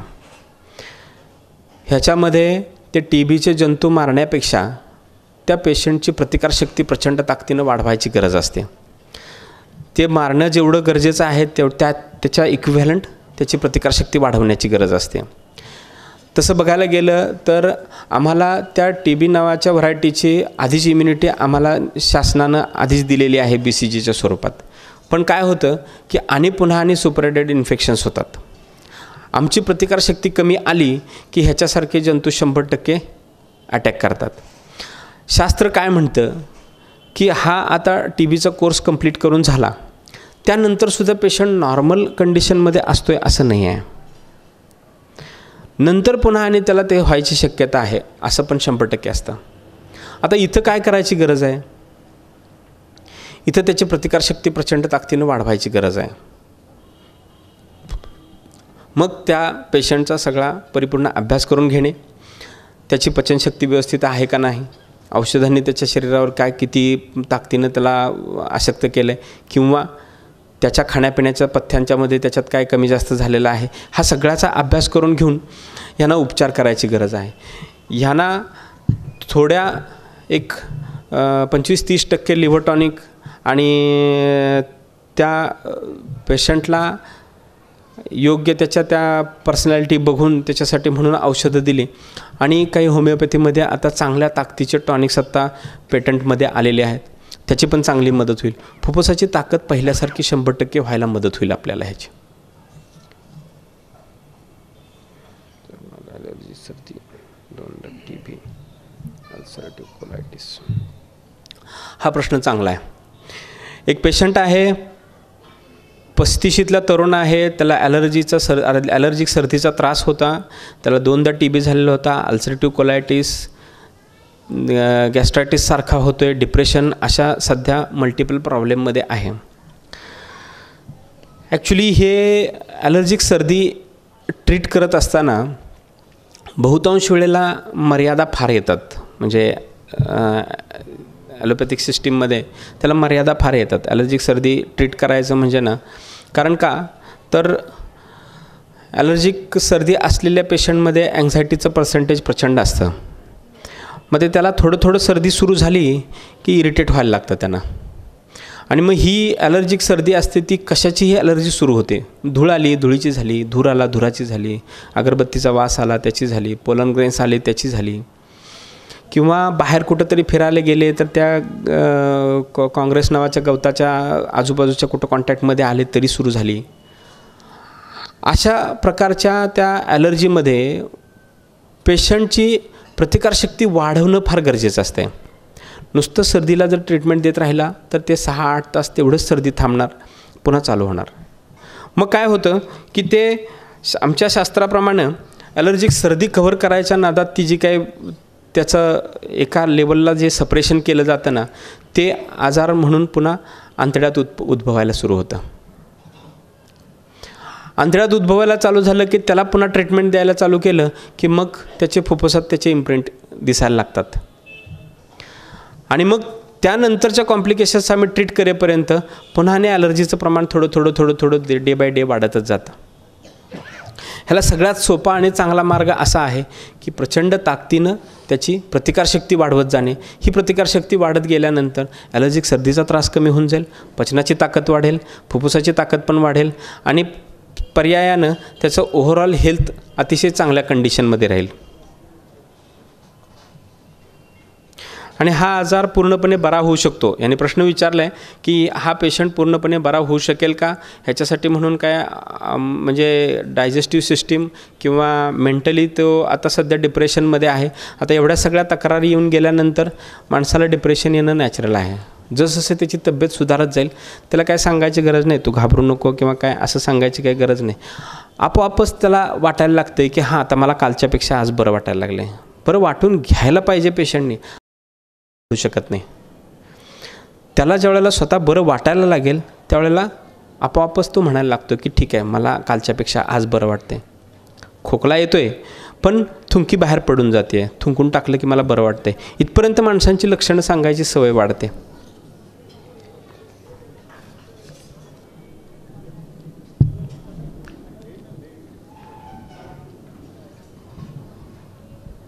जसं अर्धांगवायू झाला 4-5 तासाच्या आतमध्ये डॉक्टर इंजेक्शन देतात ॲलोपॅथीमध्ये, हां तसं होमिओपॅथिकमध्ये काही आहे का?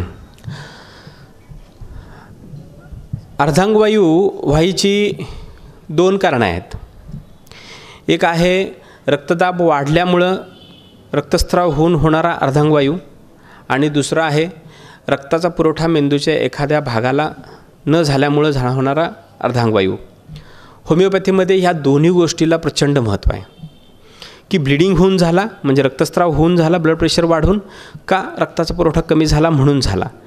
तो बरं करण्यासाठी म्हणून होमिओपॅथीमध्ये औषधं भरपूर आहेत. फक्त ती केस समजावून घेऊन काही पथ्यपाणी पेशंटना व्यवस्थित समजावून सांगायला लागतात. आणि ह्या केसेसमध्ये आम्हाला ॲक्युप्रेशर या शास्त्राची प्रचंड मदत होते, ती घ्यावीच लागते. काही पर्सेंटपर्यंत ह्या पेशंटचं न्यूरोमस्क्युलर कोऑर्डिनेशन चांगलं राहतं आणि मग त्याच्यानंतर मात्र त्याची कॅपॅसिटी चालत नाही. कारण का डेव्हलपमेंटल एजमध्ये ह्या माणसांना बऱ्यापैकी कॉन्स्टिपेशन किंवा पोट साफ सहजासहजी न होणे ही तक्रार बरेच वर्षानुवर्षाची असते. आणि ती वर्षानुवर्षाची तक्रार अशीच वाढत गेलेली असल्यामुळं शरीराचा एक प्रकारचा अशक्तपणा तसाच मेंटेन राहिलेला असतो. आणि मग रक्तवाहिन्यांच्यावर दाब प्रचंड वाढतो. तो वाढलेला दाब असतो तो आयदर रक्तप्रवाह वाढून रक्तवाहिन्या फुगतात, रक्तवाहिन्या फुगल्या की त्या फुटतात. फुटल्यानंतर तो जो क्लॉट तयार होतो त्याच्यामुळं एका मेंदूचा एक भाग काम करायचं बंद होतो, त्याच्या विरुद्ध दिशेचा शरीराचा अवयव लटका पडायला लागतो, अशक्त व्हायला लागतो. आणि हे पॅरालिसिसचे आजार आहेत. ह्यांच्यासाठी म्हणून रक्तवाहिन्यांची ताकद वाढवणे, नसांची ताकद वाढवणे, अधिक मसलची ताकद वाढवणे ह्यासारख्या सिस्टीम म्हणजे ॲक्युप्रेशरसारख्या सिस्टीम आणि होमिओपॅथिक मेडिसिन हे कॉम्बिनेशनमध्ये आपण ट्रीटमेंट देऊन हा पूर्णपणे बरा करू शकतो. ताबडतोब हे करतात ॲलोपॅथीमध्ये 5 तासाच्या आत जर दिलं तर तो पेशंट बरा होतो. 5 तासाच्या आत बरं होणारा जो आजार आहे तो आहे रक्तवाहिन्यांच्यामध्ये गुठळी तयार होते आणि ती गुठळी अडकल्यामुळं ते ब्लॉक झाल्यामुळं पुढचा रक्ताचा पुरवठा बंद होतो. ते आजार बरा होते. ब्लिडिंग झालेलं कव्हर होत नाही 5 तासाच्या आत. तसं होमिओपॅथिकमध्ये नाही आहे. म्हणजे होमिओपॅथिकची ट्रीटमेंट उपयोगाची पडत नाही 4 तासाच्या आत. म्हणजे समजा तिथे ॲलोपॅथीकडे नेण्याच्या ऐवजी जर होमिओपॅथिककडे डॉक्टरकडे नेलं तर नाही होईल का? नाही, 2 गोष्टींच्यातला थोडासा मी करेक्शन करतो की ज्या ॲक्सिडेंटल किंवा इन्सिडेंटल अशा ज्या काही गोष्टी अर्जंट करण्यासारख्या आहेत तिथं प्रयोग किती करायचे किंवा कितीपर्यंत ते सक्सेस होतात ह्याचा अभ्यास करायची गरज आहे. आता फॉर एक्झाम्पल तुम्ही आता जसं विचारलं की 5 तासाच्या आत ते इंजेक्शन द्यायची गरज असते, तर ते इंजेक्शन देण्याची सिस्टीम जी आहे ती गुठळी एखादी रक्ताची आहे ती तिथं अडकलेली आहे आणि ती अडकलेली गुठळी आहे ती विरघळायसाठी म्हणून त्या मधल्या 3-4 तासाच्या पिरियडमध्ये तुम्हाला ते इंजेक्शन द्यायची गरज असते. तिथं होमिओपॅथिक औषधांचा प्रयोग नाही करायचा. तिथे 100% ॲडमिट व्हायचं, ट्रीटमेंट घ्यायची. कारण हे इन्स्टंट रिलीज करण्यासारखी गोष्ट आहे. लक्षात आलं? धन्यवाद. कुठलं शास्त्र विरोध आहे किंवा विरोधातलं आहे किंवा चुकीचं आहे असा समज कृपा करून घेऊ नका, कारण तो आमच्या डोक्यात पण तसा नाही.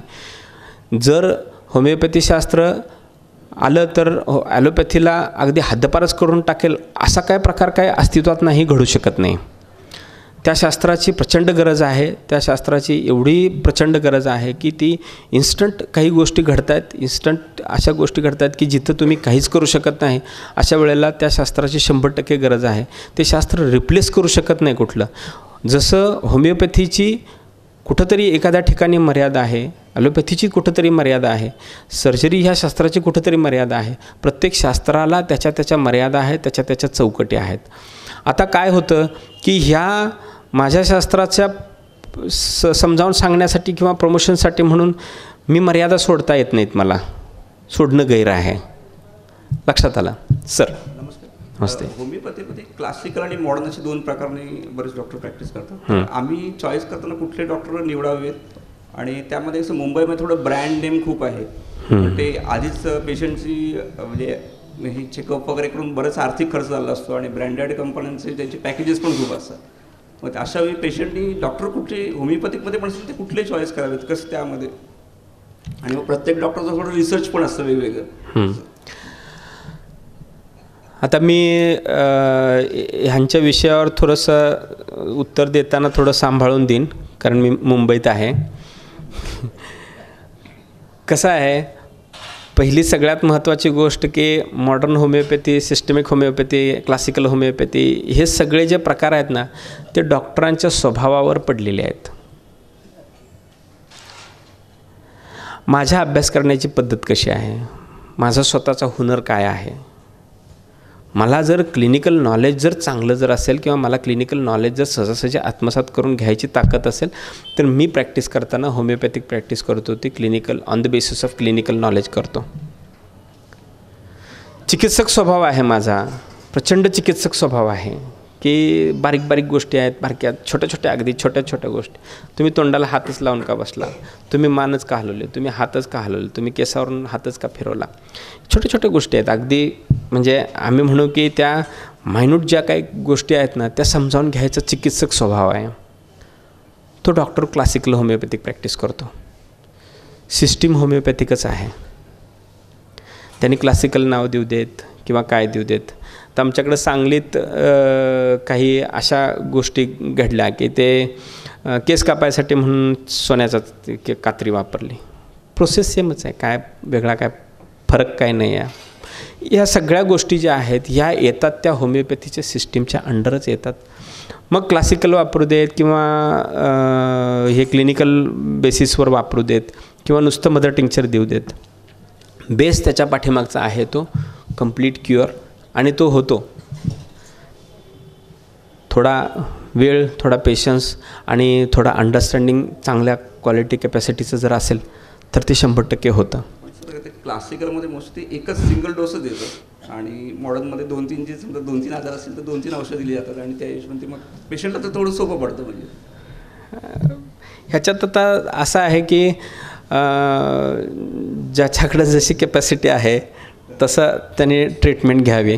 पॅकेजमध्ये जर घ्यायचं जर म्हटलं, काही वेळेला असं होतं आहे की पुण्या मुंबईत मी बघतो आहे बऱ्याच वेळेला की ऑपरेशन करायची गरज नसते तरी पण डॉक्टर समजावून सांगतात की तुला काय फरक पडतो आहे रे, तुझं तर सगळे पैसे कंपनीज भरत असते, मेडिक्लेम आहे तुझं, तुला काय फरक पडतो आहे, करून टाक ऑपरेशन. आता ती जी सिस्टीम आहे त्यात सर्जन पण काय करू शकत नाहीत. म्हणजे पेशंटच मागं लागलेले असतात की सर ते संपून टाका, म्हणजे मला क्लेम मिळतो आहे, ते 2-3 लाख रुपये माझा आहे त्याच्या क्लेममध्ये करून टाका. अशा घटना असतात.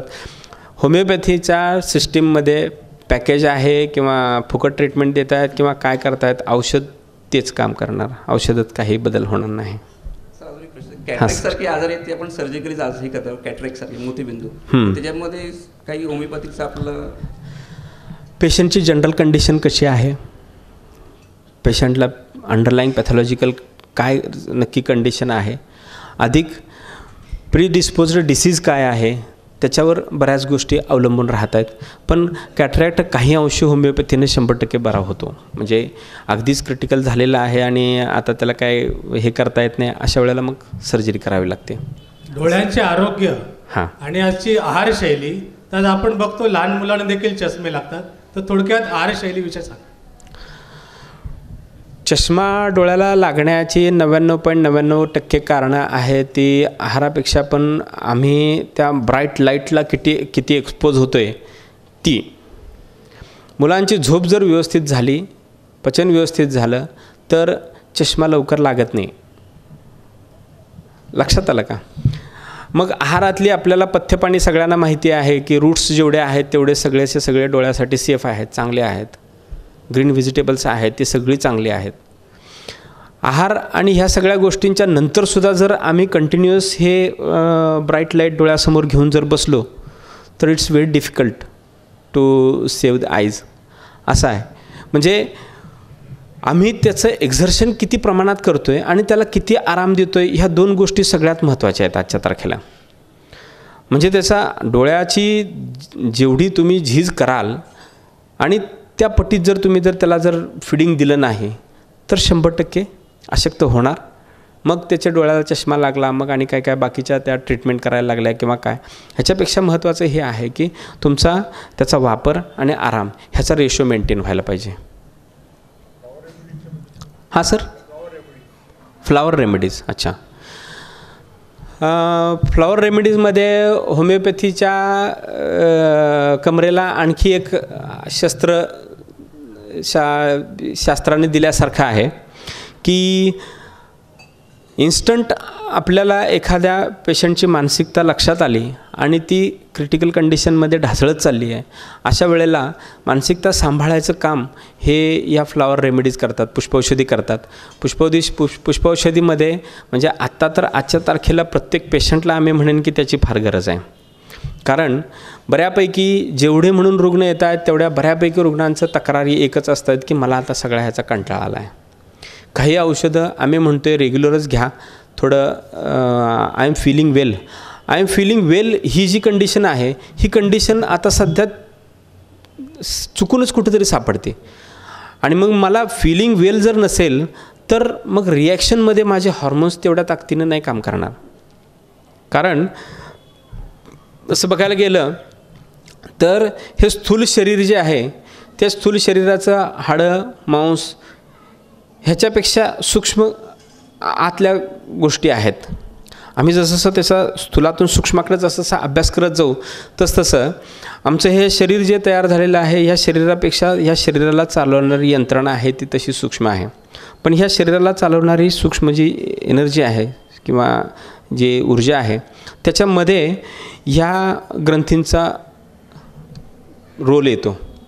म्हणजे आम्ही शरीराच्या नंतर आमच्या रक्तवाहिन्यांच्या नंतर डक्टी ग्लँड्स म्हणजे ज्या ग्रंथींना नळ्या आहेत तशा डक्टी ग्लँड्स, त्याच्यानंतर डक्टलेस ग्लँड्स येतात आणि त्याच्या आत जर सूक्ष्मात जर गेलं तर तुमचं भावविश्व आहे. मग आमच्या भावना बदलल्या तर ग्रंथींच्यात दोष येतो किंवा ग्रंथी बदलल्या तर भावनेत दोष येतो. ह्यांचं गिव्ह अँड टेक सारखं चालू असतं. त्याच्यापेक्षा ह्या दोघांच्या कंट्रोलच्या बाहेर ज्या वेळेला जायला लागते त्यावेळेला मग शरीरावर त्याचे लक्षणं दाखवायला लागतात. फॉर एक्झाम्पल, मला प्रचंड रडू आलं, वाईट वाटलं, एवढं प्रचंड वाईट वाटलं की माझ्या डोळ्यातून घळा पाणी आलं. त्याच्यापेक्षा पण प्रचंड वाईट वाटलं तर मग माझी एक सिस्टीम कुठली तर ब्लॉक होऊन बसते. आणि ही जी ब्लॉक झालेली जी कंडिशन आहे ती ब्लॉक झालेली कंडिशन आयदर मग तुमच्या कुठल्या तरी एका अवयवाला अशक्त करते किंवा कुठल्या तरी एका सिस्टीमला ब्लॉक करते. ही ब्लॉक झालेली कंडिशन जोपर्यंत डॉक्टरांच्या लक्षात येत नाही, जोपर्यंत तो ब्लॉक काढत नाहीत तोपर्यंत ती कंडिशन आहे तशीच राहते किंवा क्रिटिकल होत जाते. म्हणून आता सरांना आणि आम्हाला ह्या गोष्टी माहीत झाल्यात की वय समजा 85 जरी झालेलं असलं किंवा एखाद्या मोठ्या कंपनीचा CEO जरी असला तरीसुद्धा जे ते बेसिक कॅरेक्टर जे असतं ते गोट्या खेळणाऱ्या मुलासारखंच असतं. हां सर, एक मिनिट सर. आता तुम्ही म्हणालेत की आईवडिलांच्यावर तुम्ही हिस्ट्री घेता. आता बरीच मुलं असायची पूर्वी, आता हल्ली एखाद दुसरं असतात, पण पूर्वी एक मुलगा एकदम सशक्त असतो, एक मुलगा अगदी वीक असतो, एक मुलगा एकदम डार्क काळा असतो, एक एकदम गोरा असतो. तर तुम्ही ही जी हिस्ट्री घेता तो एवढा डिफरन्स कसा काय असू शकतो मुलांच्या मध्ये? हो, चांगला प्रश्न आहे. मगाशी जे तुम्हाला उलटा प्रवास जे सांगितला की पेशंटच्या नंतर ते म्हणजे आता समजा एक 50-60 वर्षाचा पेशंट आहे समोर आमच्या, तर त्याच्यापूर्वी ते काय होतं तर बाळ होतं, त्याच्यापूर्वी काय होतं तर जन्माला अर्भक होतं, त्याच्यापूर्वी काय गर्भ, त्याच्यापूर्वी मांसाचा गोळा, त्याच्यापूर्वी काय एक सिंगल पेशी, त्याच्यापूर्वी काय पुरुषबीज स्त्रीबीज. ह्या पुरुषबीज आणि स्त्रीबीजाचं ॲनालिसिस केल्यानंतर आम्हाला लक्षात येते, ह्या लेवलला जर त्याचं ॲनालिसिस केलं तर लक्षात येते की हा एक गुणसूत्रांचा संच आहे. हे जेनेटिकली ट्रान्समिटेड ते जे गुण आणि दोष हे पुरुषबीजातले आणि स्त्रीबीजातले एकत्र संयोग व्हायच्या वेळेला जे फायनलाइज झालेले असतात त्याचं पुढं स्ट्रक्चर तयार होतं मोठं. मग ते एकाच आईवडिलांची मुलं असतानासुद्धा त्यांचं स्ट्रक्चर वेगळं, फंक्शन वेगळं. इथंच तर होमिओपॅथीचा सगळा खेळ आहे. त्याच्यातलं ते जे वेगळं पण असतं ते होमिओपॅथिक डॉक्टरांना शोधून काढायला लागत असतं. त्या वेगळेपणाला संबंधित राहून औषधांची सिस्टीम आम्हाला ठरवायला लागत असते. प्रत्येक जीव निसर्गानं वेगळा तयार केलेला आहे. त्या पुरुषबीजाच्या आणि स्त्रीबीजाच्या संयोगाच्या वेळेला त्यातले गुण ह्यातले गुण घ्यायच्या वेळेला, त्यातले दोष ह्यातले दोष घ्यायच्या वेळेला निसर्गानं प्रत्येक जीवामध्ये हे वेगळेपण आजही मेंटेन करून ठेवलेलं आहे आणि हे चिरंतर चालत राहणार. कुठले गुण येणार, कुठले दोष येणार, कुठले दोष कुठल्या आईवडिलांचे येणार, आजी आजोबांचे येणार, पणजोबांचे येणार, ह्याचं काय गणित ठरलेलं नाही. ते त्याच वेळेला ठरणार आणि त्या ठरल्यानंतर परमेश्वराला एकट्यालाच माहीत आहे, देवाला एकट्यालाच माहीत आहे. आणि त्यानंतर जर आमची बुद्धी चालली तर आम्हाला फक्त ते तेवढं समजू शकतं आहे. म्हणून ते ज्याला समजलं आहे त्याला देव आणि डॉक्टरांना नंतर प्रतिदेव असं म्हटलं गेलं आहे. सर, हां सर, अच्छा, वेट लॉस. आता सध्या सगळ्यात वाढत चाललेलं दुखणं आहे हे वेट लॉस, हे वेट गेन. हे वेट गेन हे जे दुखणं आहे हे आपण विकत घेतलेलं दुखणं आहे. ॲक्च्युली हे आमचं नाही. तसं बघायला गेलं तरी आमच्या गुणसूत्रातून काही गुण ट्रान्समिट होत असतात, वजन वाढायचे वगैरे. पण त्याच्यापेक्षा आत्ता जी वाढत चाललेली समस्या आहे ती सगळ्यात मोठी आहे. ती आहे आहाराच्या विस्कळीत झालेल्या त्याचे परिणाम. आम्ही जे काय खातो आहे त्याच्यात न्यूट्रिटिव्ह व्हॅल्यू किती आहे, नक्की ते काय खायला पाहिजे, कशा पद्धतीने खायला पाहिजे, किती वाजता किती वेळा खायला पाहिजे. आता बघितलं तर आमच्या एरियात आता इथं किती आहे माहीत नाही मला, पण ते दीक्षित सरांचं फॉलो करायचं का ते दिवेकरांचं फॉलो करायचं का दोघांचं एकत्र फॉलो करायचं, अशा बऱ्याच म्हणजे जोक वजा पण गोष्टी घडतात. पण आहार हा सगळ्यात महत्त्वाचा विषय आहे आणि त्याच्याबरोबरीला व्यायाम. सकाळी जर लवकर उठल्या जर तुमचं पोट साफ व्यवस्थित होत असेल तर लवकर वेट लॉस होईल तुमचा. ते आहार आणि व्यायाम अर्थात कंट्रोल करून. जर पोट साफ होत नसेल तर तुम्हाला लिव्हर टॉनिक घ्यायची 100% गरज आहे, सिस्टेमिक मेडिसिन घ्यायची गरज आहे. आणि जर समजा त्यानंतर पण होत नसेल तर तुम्हाला ॲनालिसिस करून घ्यायची गरज आहे. जर हॉर्मोनल असेसमेंट करून नंतर काय त्याच्यामुळं जर काय हे वेट गेन होत असेल तर तो बघायची गरज आहे. किरकोळ असेल तर आहाराने आणि व्यायामाने 100% कव्हर होतो. त्याच्या पलीकडे जर जाणार असेल तर ते व्यवस्थित थरो इन्व्हेस्टिगेट करून त्याचा उपचार करावा लागेल आपल्याला. सर, माझा एक प्रश्न आहे. हां सर. सध्या जे आजार आहेत ते मानसिक म्हणजे ताणतणाव असल्यामुळे किंवा आपल्याला झोप म्हणजे आपल्याला आराम न मिळत नसल्यामुळे, तसेच आपल्या सध्या जे आहार आहे तो भेसळयुक्त असले याच्यामुळे होतात का आजार, असं म्हटलं. आता तुम्ही जेवढी नावं घेतली ना तेवढ्या सगळ्या एंटिटी आजार होण्यासाठी 100% कारणीभूत आहेत. म्हणजे मला आरामच नाही. म्हणजे मी झोपल्यानंतर झोपताना जो विचार घेऊन मी झोपतो आहे की मोदी सरकार योग्य का अयोग्य, आता महाराष्ट्राचं काय होणार, सांगलीचं काय होणार, मुंबईचं काय होणार, ह्या सगळ्या गोष्टींचा कारण जो विचार मी करत राहतो आहे तो विचार घेऊन मी झोपलो आणि तो विचार घेऊनच जर सकाळी जर उठलो तर मग मेंदूला आराम मिळाला कुठं? आता आम्ही ऑफिसमध्ये बसलो होतो तोच विषय सुरू होता. मेंदूला जर तुमचा आराम मिळाला नाही, ब्रेन जर तुमचा रिलॅक्स झाला नाही, तुम्ही झोपल्यानंतर तुमचे स्नायू सगळे रिलॅक्स होत आहेत, नसा सगळ्या रिलॅक्स होत आहेत, रक्तवाहिन्या सगळ्या रिलॅक्स होत आहेत, पण ब्रेन मात्र तुमचा कंटिन्युअस कार्यरत असतो. जर तो कार्यरत असेल तर तुमची झोप झालीच नाही. लक्षात आलं? आणि मग तुमच्या आहाराचे पण परिणाम प्रचंड होत आहेत, दुष्परिणाम प्रचंड होत आहेत. आता आम्ही तर म्हणतो की ते म्हणजे आजारी पडल्यानंतर आता बऱ्याच प्रश्न असे येतात की सर ॲलोपॅथिक औषधांनी नुकसान होतं आहे, काय करायचं, कसं करायचं? ॲलोपॅथिक औषधांनी जे नुकसान होतं आहे ते फार कमी प्रमाणात आहे. आजारी पडल्यानंतर तुम्ही डॉक्टरांच्याकडे जाता, मग डॉक्टर तुम्हाला काहीतरी औषध देतात, हा पार्ट आहे. त्याच्यानं आता आहाराच्या सिस्टीममुळं व्हायला लागले. आहाराच्या सिस्टीममुळं जे नुकसान होतं आहे त्याच्यासारखं नुकसान कुठंही नाही. आता बघा की शेतातल्या त्या फळभाज्यांच्यावर जी औषधं मारली जातात ती औषधं आत्महत्येसाठी वापरले जातात. लक्षात आलं का? एवढं वर्णन सफिशियंट आहे. निऑन म्हणून एक औषध आहे की जे सुसाईडसाठी बऱ्यापैकी वापरलं जातं. ते आपल्या फळभाज्यांच्यावर प्रचंड प्रमाणात मारलं जातं आणि मग त्याचं ते रेसिड्यू राहतो, तो तुमच्या शरीरावर दुष्परिणाम करतच राहतो. सोपा सगळ्यात चांगला मार्ग आहे की आपली इम्युन सिस्टीम सगळ्यात चांगल्या पद्धतीनं सांभाळून ठेवायची. रोजचा व्यायाम, रोजचा आहार आणि रेस्ट ह्या 3 गोष्टी सांभाळल्या तर बऱ्यापैकी निरोगी राहायचं आपल्याला जमू शकेल. सर हां चांगला प्रश्न आहे. स्वाईन फ्ल्यूला आम्हाला आजार कुठलाही असला तरी आमचं सिस्टीम एकच आहे की आमच्या बॉर्डर्स मेंटेन करणे, आमची प्रतिकारशक्ती चांगल्या ताकदीनं चांगल्या क्वालिटीनं सांभाळून ठेवणे. मग ते स्वाईन फ्ल्यू असू दे, डेंग्यू असू दे, नाहीतर काही का असेना, आमची प्रतिकारशक्ती वाढवायची. प्रतिकारशक्ती वाढली की स्वाईन फ्ल्यू असू दे किंवा कुठलाही आजार असू दे 100% कव्हर होतो.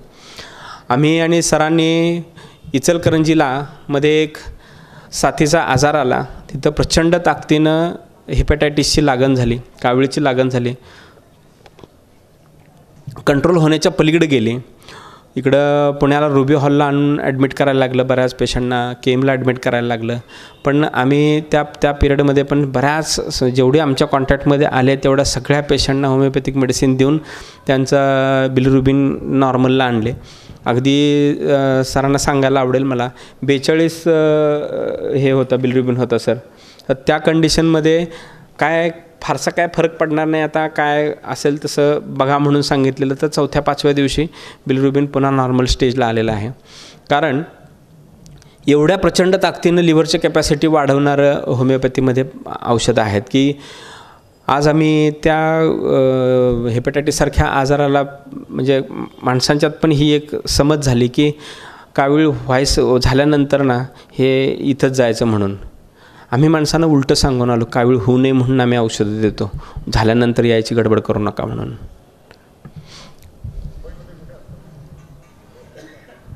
हां सर. नाही सर, मी पुण्याला असतो, मुंबईला सर असतात इथं. हां सर.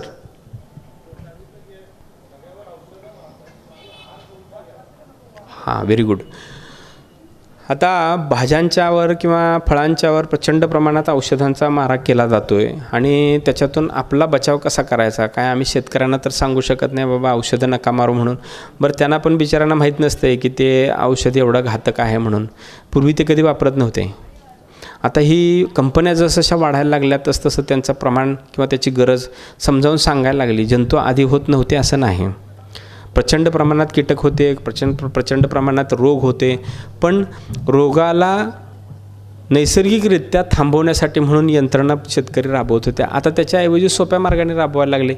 मारा कीटकनाशक, मारा ते हे असं होत ते वाढत गेलं. आता आपल्याला हे कंट्रोल करण्यासाठी म्हणून सगळ्यात सोपा आणि चांगला मार्ग हा आहे की भाज्या आहेत त्या पाण्यात बुडवून ठेवायच्या बराच काळ. तुम्हाला ते थोड्या वेळानंतर त्याचं तवंग त्याच्यावर आलेलं दिसेल.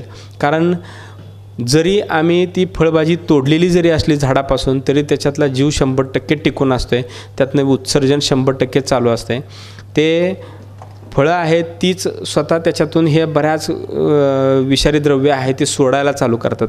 कारण ते तसंच जर राहिलं तर ते 100% कुजायला कारण घडते, ते आत राहत नाही, त्याचं ठेवत नाही, ते उत्सर्जनानं ते बाहेर काढून टाकतात. म्हणून पाण्यात बुडवून ठेवा, मॅक्झिमम पाण्यात बुडवून ठेवा आणि दुसऱ्या दिवशी वापरा. सर एक शेवटचा प्रश्न आहे. हां बोला ना सर. हां, ह्या औषधाचे साईड इफेक्ट्स असतात ना, असं आपण बरेच वेळा ते काय असतात आणि त्याच्यासाठी काय करा? ॲक्च्युली मी आता बऱ्याच वेळेला बोलतो आहे किंवा बऱ्याच वेळेला मला असले प्रश्न विचारले जातात की ॲलोपॅथिक औषधाचे साईड इफेक्टच भारी असतात. असं काही नाही आहे. ते औषध जर व्यवस्थित डॉक्टरांनी सांगितलेल्या सिस्टीममध्ये आणि त्याला पूरक घेतलेल्या आहाराच्या व्यवस्थित जर पथ्यात जर घेतलं तर ते ॲलोपॅथिक औषधसुद्धा तुम्हाला विष नाही आहे, धोका देत नाही. आम्ही काय करतो, डॉक्टरांनी सांगितले 1 गोळी सकाळी 1 गोळी संध्याकाळी जेवणानंतर घ्या आणि त्या गोळी घ्यायच्या वेळेला 1 अर्धा कप दूध घेऊन घ्या.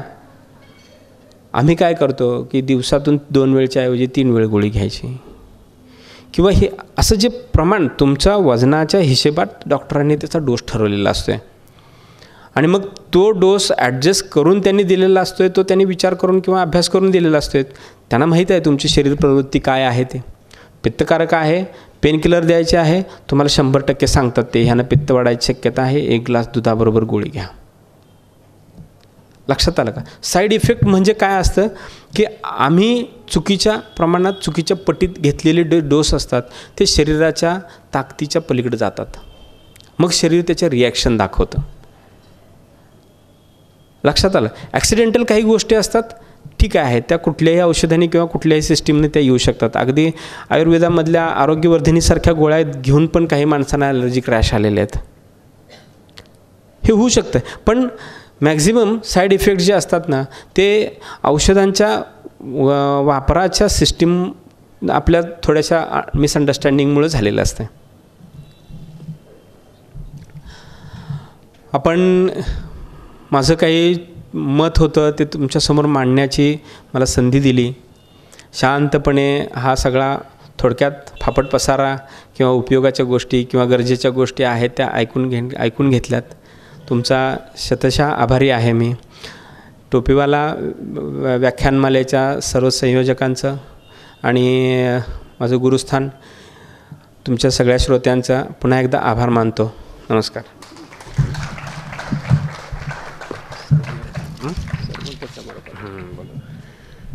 मंडळी, व्याख्यान तर संपलेलं आहे, परंतु आपल्या इकडे आपल्या सर्वांच्या सुदैवाने डॉक्टर गिरीश लाड उपस्थित आहेत. मी त्यांना विनंती करतो की त्यांनी समारोपाच्या 2 व्याख्यानाच्या समारोपात 2 शब्द बोलावे.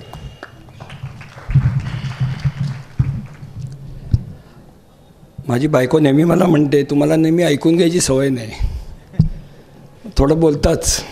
तसं मी आज थोडं बोलणार आहे, कारण काही प्रश्न असे आहेत की गुरुचरित्रामध्ये सांगितलेलं आहे की जर आपल्याला माहीत असलेलं ज्ञान आणि आपल्याला माहीत असलेलं औषध जर आपण दिलं नाही तर ते पाप आहे. म्हणून जे काही प्रश्न इकडे विचारलेत त्याचीच उत्तर आणि काही गोष्ट सांगून मी त्याचा समारोप करण्याचा प्रयत्न करेन. ॲलोपॅथी असो, होमिओपॅथी असो, आयुर्वेद असो, नाही तर सिम्पथी असो, या सगळ्या गोष्टी प्रत्येकाला अवगत पाहिजेत. स्वामी कृपेने मला तिन्ही 4ही गोष्टी अवगत आहेत. त्यांच्या कृपेने त्यांच्यासाठी टाळ्या वाजवल्याबद्दल धन्यवाद. आता काय आहे की आज समाजामध्ये जे त्यांनी आता प्रश्न निर्माण केला, classical homeopathy, standard homeopathy, modern homeopathy, hifi homeopathy, अहो या सगळ्यामध्ये कुठल्याही पॅथीमध्ये आज काय हरवलेलं आहे तर डॉक्टर आणि पेशंट याच्यामधला सुसंवाद. आता हे सर्जन उभे राहून बोलत आहेत म्हणजे हे कापतच असणार रोज सकाळ संध्याकाळ. तर मी माझ्या विद्यार्थ्यांना शिकवताना नेहमी काय सांगतो, surgeon is the one who knows when not to operate. कारण सर्जनच डिसिजन घेऊ शकतो की इकडे ऑपरेशनची गरज नाही. पेशंट आलेला असतो स्वतः, सर मला ना बहुतेक अपेंडिक्स झाला आहे, अरे इकडे कुठे हात दाखवतो, अपेंडिक्स इकडे असतं. तो आलेला असतो वाघाच्या गुहेत, पण वाघाला कळलं पाहिजे की आपण अशी उंदराची शिकार करायची नाही. ते खरं आहे तेच सावज. बघा प्राण्यांमध्ये जे काय आहे ते आज माणसामध्ये उरलेलं नाही. वाघ कधीच अशा छोटी शिकार करत नाही, त्याचा थाट ठेवूनच तो शिकार करतो. दुसरा शिकार केलेली असेल तर वाघ आणि सिंह त्याला तोंड लावत नाहीत. परंतु आज दुर्दैवाने कमर्शियल प्रॅक्टिसमुळे, मग ती ॲलोपॅथी असो, आयुर्वेद असो, होमिओपॅथी असो, काही असो, कुठलंही प्रोफेशन असो, या प्रोफेशनमध्ये दुर्दैवाने स्वार्थबुद्धी जास्त शिरलेली आहे, अज्ञान शिरलेलं आहे. आणि या दोघांचा मिलाप म्हणूनच आपण आज असे आजारी आणि दुःखी आहोत. काकांनी एक प्रश्न विचारला की मग एक काळा का दुसरा गोरा का, म्हणजे यशोमती मैया ने बोले नंदलाला, राधा क्यों गोरी मैं क्यों काला. तर आता त्याचं उत्तर कसं आहे, तुकाराम महाराजांनी देऊन ठेवलेलं आहे पण आपण वाचलंच नाही. तुकाराम महाराजांनी काय सांगितलं होतं, ज्याचा जैसा ठेवा तो त्यापासी जावे, सांगितली सिद्धी नवजात, घेऊनी उठती आपुलाले गुण, भविष्याप्रमाणे तुका म्हणे. म्हणजे जो जसा जन्माला यायचा आहे, तुकाराम असा का वागला, कारण तो एकनाथ होण्यासाठी जन्मालाच आला नव्हता. तो तुकारामच होणार, whether you like it or you don't like it. तसं आहे की प्रत्येकाचे गुणदोष जे आहेत हे त्याच्या क्रोमोसोमल कॉन्फिगरेशनवर अवलंबून आहे. जे सरांनी सांगितलं की ते ठरलेलंच आहे की हा माणूस काय होणार, हा माणूस पंतप्रधान होणार, पुढची 5 वर्ष टिकणार का नाही टिकणार, हे ठरलेलं आहे. तुम्ही मतदान काही पण करा. दुसरी गोष्ट अशी आहे की त्यांनी म्हटल्याप्रमाणे की आज ॲलोपॅथीमध्ये खूप साईड इफेक्ट्स आहेत. मी स्वतः ॲलोपॅथ आहे, पण मला असं वाटतं की कित्येक वेळा आपणच जसं मुलांना बिघडवतो तसं पेशंट डॉक्टरला बिघडवतात. म्हणजे एवढ्या मोठ्या समुदायासमोर मी थोडंसं कॉन्ट्रोवर्शियल बोलणं जरा डेंजरस आहे, मला इकडनंच बाहेर जायचं आहे. परंतु पेशंट येतो, हो सर मला आज कामावर कसंही जायलाच पाहिजे, तुम्ही एक इंजेक्शन देऊन टाका. अरे नको, ताप असा एकदम गेलेला बरा नाही, नको ते करा हो, काय ते मीटिंग नाही गेलो तो साहेब डोका खाऊन टाकेल माझा. म्हणजे तोच डॉक्टरला उद्युक्त करतो. मग पुढच्या वेळी तो पेशंट आल्यानंतर डॉक्टर काय विचार करतो, याला मागे दिलेलं इंजेक्शन याला उपयोगी पडलेलं आहे, तो इंजेक्शन ठोकतो आणि त्या डॉक्टरला आणि त्या पेशंटला ती सवय लागते. मला असं वाटतं डॉक्टरला त्याच्या बुद्धीने वागू दे, पेशंटला त्याच्या बुद्धीने सांगू दे. ही जी समलक्षण चिकित्सा आहे, ही समलक्षण चिकित्सा ॲलोपॅथीमध्ये नाही असं प्रिन्सिपल सांगतं, पण असं नाही. पेशंटशी डॉक्टरला बोलायला वेळच नाही आणि डॉक्टरला पेशंटशी बोलायला वेळ नाही, हाच प्रॉब्लेम झालेला आहे. पेशंट रिपोर्ट घेऊन येतो, सर म्हणाले मी ते नेटवर बघितलं, हे औषध मला नाही वाटत काम करेल, तुमचं काय मत आहे. तर काय करणार. एक साधा घडलेली गोष्ट सांगतो, म्हणजे तुम्ही पेशंटशी नीट बोलल्यानंतर काय गोष्ट कळू शकते. माझ्याकडे एक पेशंट आली सुश्रुषा हॉस्पिटलमध्ये, तिला ॲसिडिटीचा खूप त्रास होता आणि ॲसिडिटीचं रूपांतर नंतर पित्तामध्ये होतं. ॲलोपॅथी पित्त मानत नाही, आयुर्वेदशास्त्र पित्त मानतं. तर तिला रॅश वगैरे येत होती अंगावरती. तर मी तिला म्हटलं ठीक आहे. ती म्हणाली मी हे घेतलं आहे ते घेतलं आहे, बरंच काय काय घेतलं आहे. तर मी तिला विचारलं तुला ॲलर्जी आहे का कसली, शेंगदाण्याची ॲलर्जी आहे का काही खाण्यामध्ये ॲलर्जी आहे का. तर ती सगळ्याला नाही नाही म्हणत होती. शेवटी तिची सासू बरोबर आलेली होती. सासू म्हणाली काय तर एकदा सांगून उडे, काय झाला तुका कसली ॲलर्जी हा ती सांगून उडे. ती म्हणली म्हाका हिचीच ॲलर्जी असा. झालं. मग मला सासूनेला बाहेर पाठवून सासूशी जरा हितगुज करावं लागलं की बाई एक काम कर, ती तुझी सून म्हणून बघू नको, तुझ्या मुलाची बायको म्हणून बघ, तिच्याकडे जरा तिच्याशी प्रेमाने वाग, कारण आज तिला ॲलर्जी आहे तुझी, उद्या तुला तिची येईल. तात्पर्य काय आहे की पेशंटशी सुसंवाद तुम्ही जर साधलात तर बऱ्याच गोष्टी सुलभ होतात. आपल्यामध्ये पूर्वी जसं म्हणतात की आयुर्वेद हा परंपरागत आलेला आहे, होमिओपॅथी आणि ॲलोपॅथी नंतर आलेली आहे. मग आपण पूर्वीच्या आयुर्वेदाला का विसरतो? आयुर्वेदिक अभ्यासक्रमामध्ये पदार्थविज्ञान नावाचा एक विषय आहे पहिल्या वर्षी, त्याच्यामध्ये अध्यात्मशास्त्र शिकवलेलं आहे. होमिओपॅथीमध्ये माइंड फ्रूड म्हणून एक पुस्तक आहे, त्याच्यामध्ये माइंडवरती सगळं सांगितलेलं आहे. तेव्हा मला असं वाटतं की मन या गोष्टीचा जर अभ्यास तुम्ही केलात, म्हणजे पेशंटनी पण केला पाहिजे आणि डॉक्टरनी पण केला पाहिजे, हे जर करता आलं तर मला असं वाटतं आपली अर्ध आयुष्य सुखाचं होईल. भगवद्गीतेत त्यांनी सांगितलं आहे, मन एव मनुष्याणाम कारणम बंधमोक्षयो. मनावरती सगळं अवलंबून आहे, पण आपण मनाकडे लक्ष देत नाही. आपले पूर्वपरंपरागत जे म्हणजे गिरगावात राहणारे लोक म्हणतात, मग आम्ही गिरगावकर, आम्ही सांगतो आम्ही दादरकर. अरे पण आपली संस्कृती जपतो का आपण संस्कृती जपतच नाही. उठल्या उठल्या पहिल्यांदा व्हॉट्सॲप बघतो. कसं आहे, जे आपल्या संस्कृतीत सांगितलेलं आहे ते जर आपण नीट फॉलो केलं, त्याच्यामागची कारणमीमांसा जर आपण अभ्यासली, तर मला असं वाटलं कुठलीच पॅथी लागणार नाही, सर्जन तर लागणारच नाही. मला दुसरा व्यवसाय बघायला लागेल. सकाळ झाल्यानंतर आपल्याला पहिल्यांदा काय सांगितलं आहे? कराग्रे वसते लक्ष्मी, करमध्ये सरस्वती, करमूले तू गोविंद, प्रभाते करदर्शनम. सोपा अर्थ आहे. कराग्रे वसते लक्ष्मी म्हणजे काय? बोटाने जेवढी येईल तेवढीच घ्यायची, हापसायची नाही. लाव ही घेण्यासाठी आणि देण्यासाठी आहे. बोटं ही जशी घेण्यासाठी आहेत तशी देण्यासाठी पण आहेत. म्हणून ही लक्ष्मी घेण्यासाठी आणि देण्यासाठी वापरली तरच आपण सुखी होऊ. तिचा हव्यास केला तर मन आपलं डिस्टर्ब होणार आणि मग सायकियाट्रिस्ट, आयुर्वेदिक डॉक्टर, होमिओपॅथिक डॉक्टर, मांत्रिक, ज्योतिषी, भगत सगळे लागतात.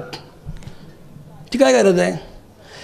कर्ममध्ये सरस्वती ही अशी ओंजळीत, म्हणून कधीही प्रसाद वाटायला आला तर मी कधीही स्वतः घेत नाही. सर घ्या ना, नाही तू देशील ते घेणार. कारण का? घेताना एवढंच घ्यायला लागतं, देताना घेता येतं जास्त. तू देशील तेवढं घेणार, तो तुम्हाला बचकावरच देतो. तर तिथे ते घ्यायचं नाही आहे. तर सरस्वती म्हणजे ज्ञान घ्यायचं आहे. मग ते ॲलोपॅथी असो, होमिओपॅथी असो, संस्कार असो, भाषा असो, त्याचं ज्ञान ओंजळी भरभरून आपल्याला घ्यायचं आहे. हे दिवसाच्या सुरुवातीला ठरवलेलं आहे. आणि एवढं सगळं जरी तुम्ही केलं तरी त्याच्या मुळाशी गोविंद आहे. गोविंद म्हणजे लोकांना वाटतं गोविंद गोपाल म्हणजे तो अमूल डेअरीवाला, तो गोविंद नाही. गोविंदचा अर्थ आहे की ज्याला इंद्रियाच्या मागो म्हणजे इंद्रियाच्या मार्फत ज्याला जाणू शकतो तोच गोविंद आहे. इंद्रियांचं रक्षण करतो तोच गोपाल आहे. आपण लोकांना सांगतो गर्व से कहो हम हिंदू आहे. आपल्यापैकी किती जणांनी भगवद्गीता वाचलेली आहे? हात वर करा. बघा किती तुटपुंजी हात वर येत आहेत. मग जर आपण आपला धर्मग्रंथच वाचला नाही तर आपण हिंदू कसे? हिंदू धर्मासाठी धर्मग्रंथ म्हणून गीता वाचू नका. भगवद्गीतेत भगवंतांनी सगळ्या प्रकारची उत्तरं दिलेली आहेत. आपल्या आहार विहार सगळ्यावरती त्यांनी उत्तरं दिलेली आहेत. आणि म्हणूनच करमूले तू गोविंदा म्हणजे याच्या मुळाशी तो आहे. ही जर जाणीव ठेवली तर आपण अकार्यक्षम होत नाही. आपण कार्य करून पण आपल्याला कर्म चिकटत नाही आणि म्हणून मग विकार चिकटत नाहीत. कारण आपण दिवसभर जे करतो, मैंने ये किया, मैंने वो किया, मैं ये कर सका, मैं ये कर नहीं सका, असा प्रश्न कधीच निर्माण होत नाही. त्यामुळे आपलं आत्मसंतुलन राहतं, मन विचलित होत नाही आणि आपण आयुष्यात सुखी राहतो. कृष्णाने काय सांगितलं? अर्जुनाला बरंच काय लेक्चर दिलं, पण अर्जुन होता तो कसा होता? तो रिबेलियन होता. तो ऐकायलाच तयार नाही. मग शेवटी कृष्ण पण कंटाळतो. आता काय त्यावेळेच्या काळात असं सांगितलं नसेल किंवा सांगितलं पण असेल पण लिहिलेलं नाही. अरे यार तेरे को इतना समझा यार, कुछ नहीं समझ रहा है तू. तर शेवटी तो त्याला म्हणून सांगतो, सर्व धर्मान परित्यज्य माम एकम शरणम व्रज अहम त्वम सर्व पापेभ्य मोक्ष इच्छामी मा शुच्च. म्हणजे सगळे जे आहे ना सर्व धर्मान, आता तेव्हा वेगळे धर्म नव्हते, कृष्णाच्या काळी धर्म कुठे वेगळे होते, एकच तर धर्म होता. धर्म म्हणजे काय, धी धारयते इति धर्म, बुद्धीने जे धारण केलं ते धर्म आहे. मग जर आपण धर्म म्हणून विचार केला, बुद्धी जी धारण करणार तोच धर्म, मग आपण ठरवायचं मला काय धारण करायचं आहे, आणि तसाच आपला धर्म आहे. हिंदू, मुसलमान, ख्रिश्चन, पारसी हा धर्म नाही आहे. आणि ह्या सगळ्यांना त्यागून तू मला शरण आलास तर मी तुला सर्वापासून मुक्त करीन. हे गोष्ट रोज संध्याकाळी रात्री झोपताना जसं सर म्हणाले की हे सगळं डीलिंग करायचं. इदम न मम, हे माझं नाही, जे काही माझ्या हातून झालं ते सगळं तुझं आहे. चांगलं झालं तरी तुझंच, वाईट केलंस तरी तूच, कारण कर्मानुसार आधी बुद्धी देतो. तर त्याला अडकवायचा, आपण सुटतो. जेवताना आपण मांडी घालून बसत होतो, मग नंतर टेबलावर बसायची रीत आली. आता बुफे, मग उभा राहून. तो रामदेव बाबा सांगतो उभं राहून पाणी पण पिऊ नका, गुडघे दुखतात. तर माझा काय विश्वास आहे त्याच्यावर असं नाही, मला माहीतच नाही ते ज्ञान, तर मी कसं बोलणार. पण आपणच आपल्या सिस्टीम खराब करत गेलेलो आहोत. मग काय मिळणार. पूर्वी पंगत होती, तेव्हा रंगत होती, आज पंगतच गेली आणि रंगत पण गेली. पंगतीमध्ये किती वाढलेलं असं, किती जरी रुचकर पदार्थ समोर असेल तरी कुठलाच मनुष्य ताटात हात घालत नव्हता, जिथपर्यंत तिकडे शेवटी उभा राहून माणूस म्हणायचा, वदनी कवळा घेता नाम घ्या श्रीहरीचे, उदरभरण होते नाम घेता फुकाचे, जीवन करी जीवित्वा अन्न हे पूर्ण ब्रह्म. उदरभरण नोहे जाणीजे यज्ञ कर्म. हे जेवण नाही आहे, मग तुम्ही चायनीज खा नाही तर काही खा, हा यज्ञ आहे. आणि याचंच उत्तर भगवंताने गीतेत दिलेलं आहे 15व्या अध्यायामध्ये. तो काय म्हणतो, पोटातला तो अग्नी आहे ना, भूक मंदावली म्हणजे काय होतं, आयुर्वेदिक डॉक्टर म्हणणं अग्निमंद झाला. हा अग्नी कुठून येतो.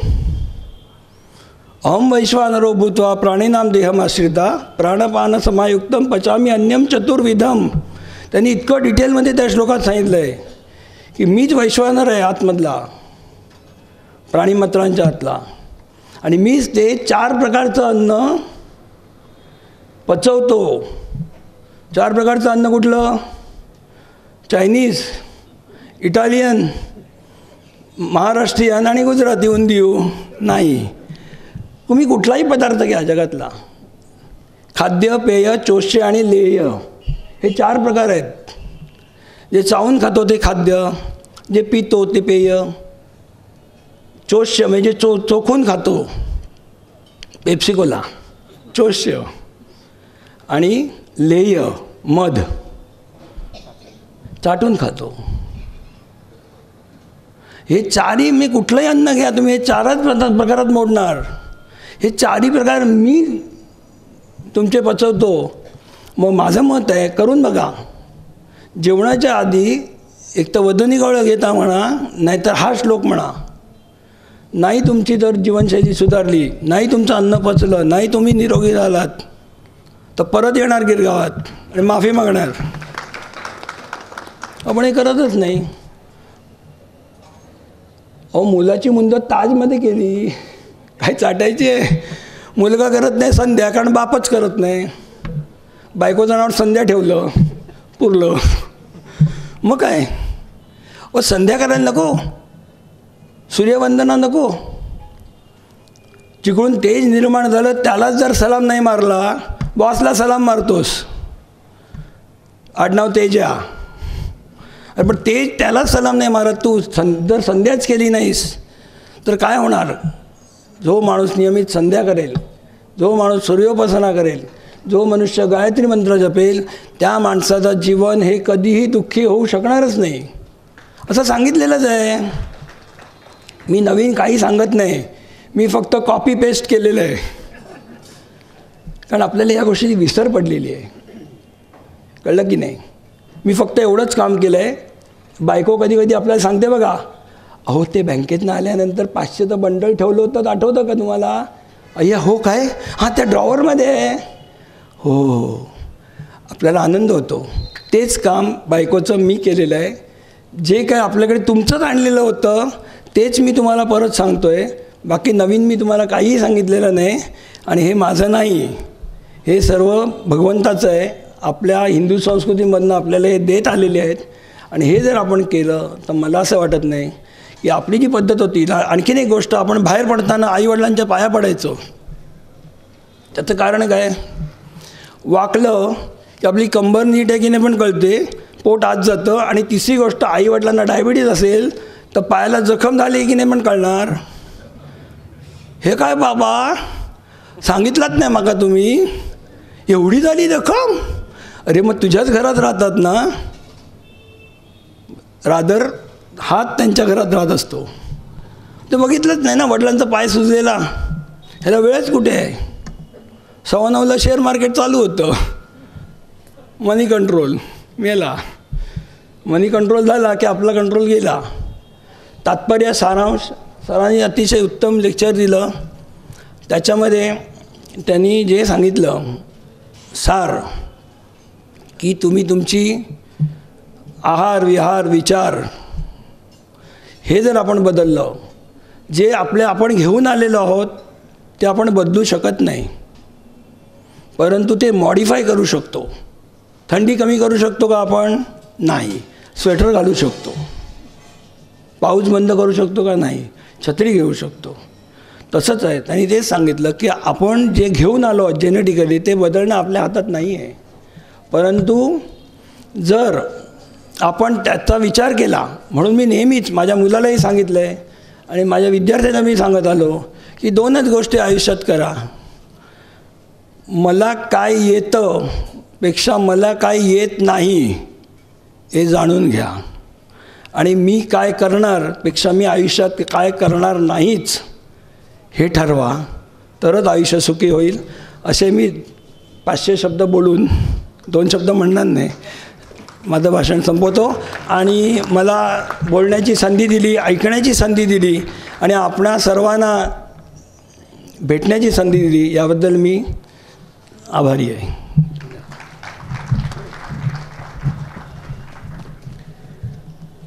या वर्षीच्या व्याख्यानमालेचे 3रं पुष्प.